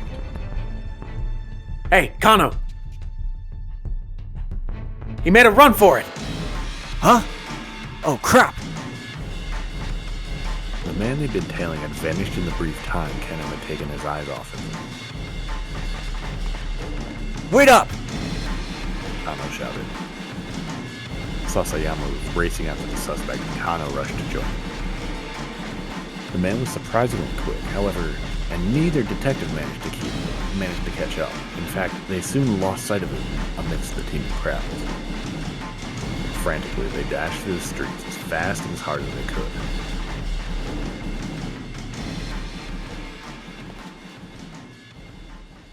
Ah, we lost him. Sasayama admitted at last. Damn it! Damn it! He stamped his foot on the asphalt in disgust.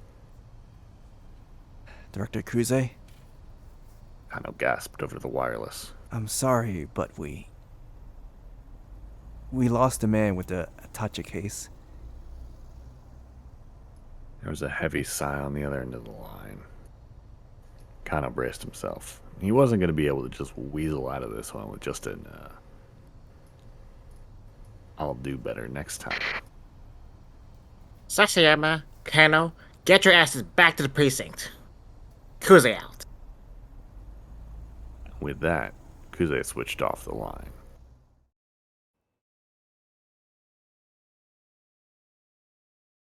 Back to the precinct.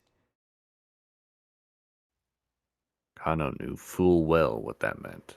They were off the case. There was a gnawing in his gut. If those two punks hadn't shown up, no. If that father and his daughter hadn't turned up, he might have been able to apprehend the suspect.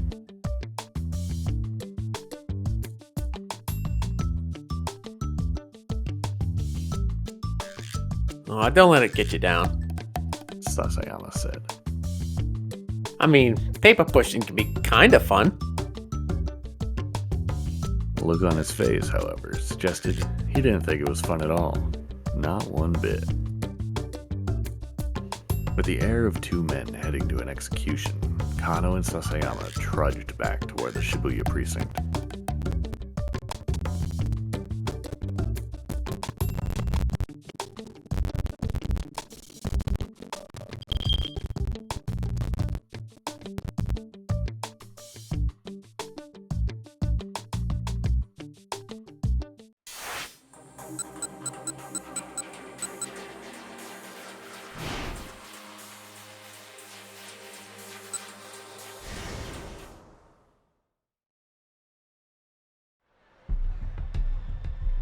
What, the girl?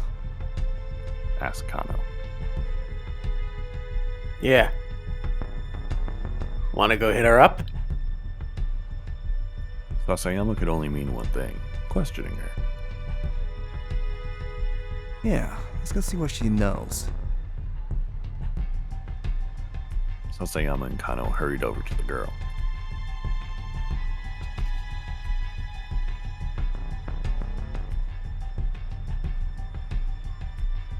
Which one?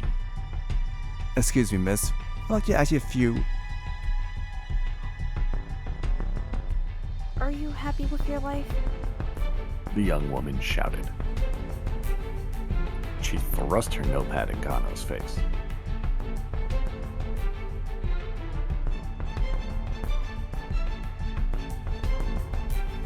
Tell me this. Are you happy with your life right now? Huh? Looking at the notepad, Kano saw the same question written there in big, bold letters. The girl's eyes widened in surprise, as if she hadn't expected the two men to actually stop and listen. Right now, sir. She continued more quietly. Are you happy? If so, if you could please take this survey about, about your life. Are you happy with it? The more she spoke, the more flustered she became. Sasayama stepped in. Hey, I need to know. Did you speak with that Western fella just now?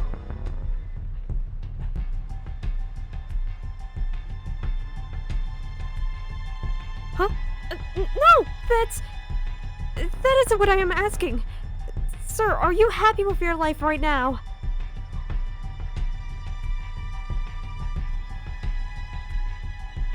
Are you happy with your life right now? Kano got a sinking feeling in his stomach. This kid was looking for religious converts or something. You did speak with him, didn't you? Sasayama snapped. What did you tell him?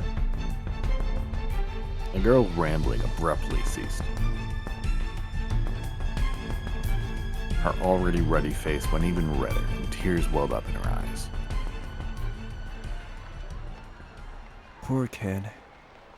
Kano thought. She's just out here trying to get people to listen to her survey questions. There's no way she's part of this kidnapping plot. Look, miss, he said. For the time being, it would be a good idea for you to just leave the area. I'm afraid I'm not at liberty to explain. The girl's only response was to start sobbing outright.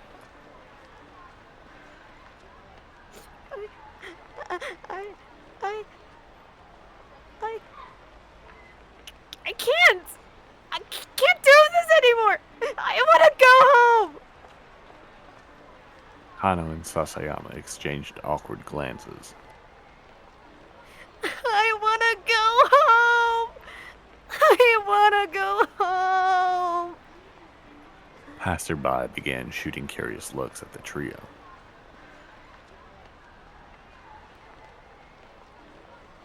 Kano, you get back to work. Sasayama said. I'll escort this girl to the train station. He didn't quite manage to stifle the embarrassment in his voice. Right, Kano said. He hurried away, his eyes already searching for the suspect they'd been tailing.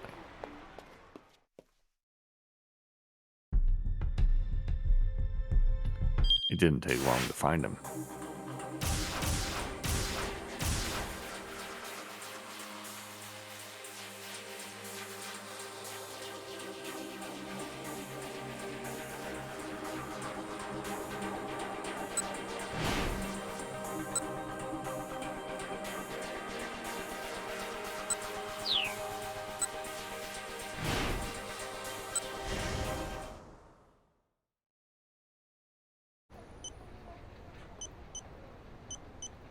Hitomi began typing out a response. Achi watched over wild speculations running through his mind. No way a mild-mannered young lady like her could be dating one of her father's co-workers, was there? Unless she was all about finding herself a sugar daddy. No, he was being ridiculous. Achi banished the thought from his mind. Besides, Hitomi's personal life wasn't the problem right now. The problem was that psycho with the cane and the gun. Is something wrong? Hitomi asked. She'd finished sending her email. Oh, nothing. Nothing at all. Achi did his best to look nonchalant. It was a good thing she couldn't read his mind.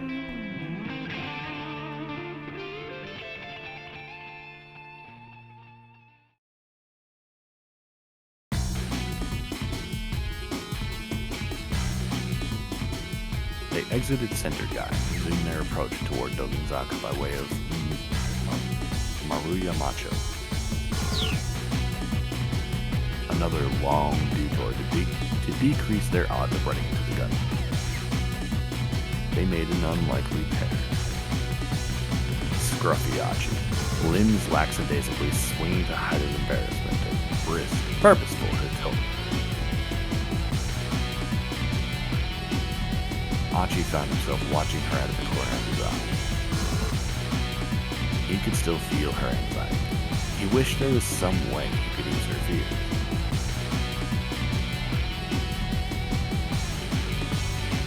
Hey, Hitomi, mind if I ask you something?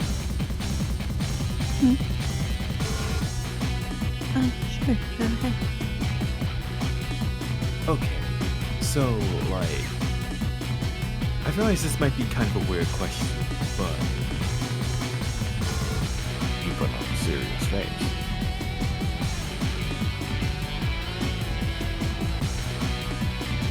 what does the eco in eco-friendly mean?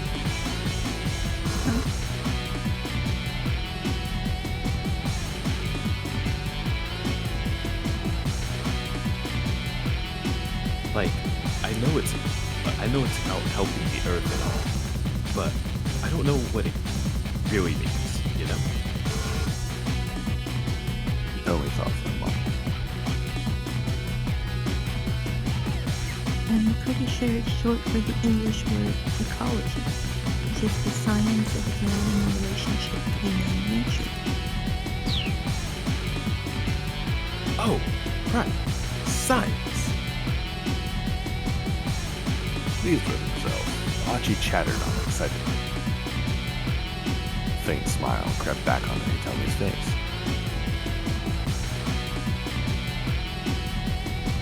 Say, you ever hear about the clean river here in Shibuya? A clean river. In Shibuya? Really?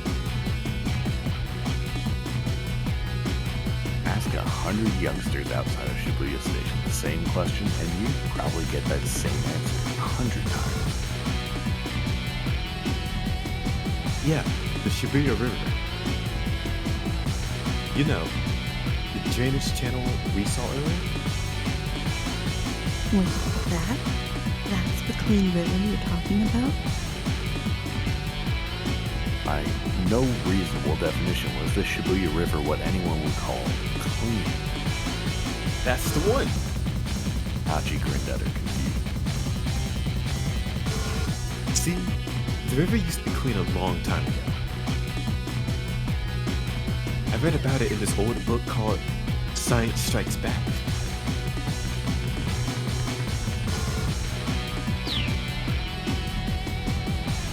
I used to have that book. Hitomi chirped, her eyes wide with excitement. You're talking about that bit with the river that got turned into a song, right? Yeah, that's the one. You read it too? I did. Achi felt a giddy rush at this unexpected connection they shared. Imagine if it was still clean. Beautiful river here in Shibuya. It'd be the perfect place to take a romantic stroll. Hitomi looked up at Achi. They seemed to share his joy in this idea. Wouldn't it be amazing? Achi said. If that dirty little channel could be as clean as it used to be? It would. It'd be as amazing as the look on Hitomi's face right now. Achi thought. Hitomi, tell me some more ecology stuff. Hit me with whatever you got. She seemed happy to oblige, and so as they walked along, Hitomi explained the bits of knowledge she picked up over the years. Achi was quiet, hanging on her every word. The return to Dogenzaka became an impromptu environmentalism lecture. Hitomi continued until she'd exhausted her ready knowledge. I just don't get it. Achi grumbled when she paused at last. I mean, why is it a bad thing if the planet gets warmer? Wouldn't it just make winter in places like Hokkaido way easier? No, you see, because if the whole planet gets warmer, it'll cause the whole ecosystem to collapse. Achi racked his brain. And the ecosystem is what again? Is that like a solar system? Images of the cosmos filled his imagination. No, not really. Hitomi said. So it's more like a sound system then? Not really.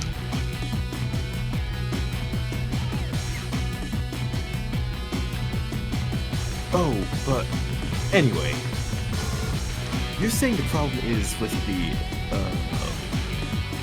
what was it again? Carbon Dioxide. Yeah, that stuff. I'm gonna have to cut that down. I'm gonna have to cut down on that. Sure. That settles it. Achi declared proudly. No more soda for me. Soda? Hitomi asked. Yeah, it's carbonated, right? Hitomi burst out laughing. What? I'm serious. You don't think I can do it? I'm sorry. Hitomi said, catching her breath. It's just... Her face froze, her mirth abruptly vanishing. Oh no.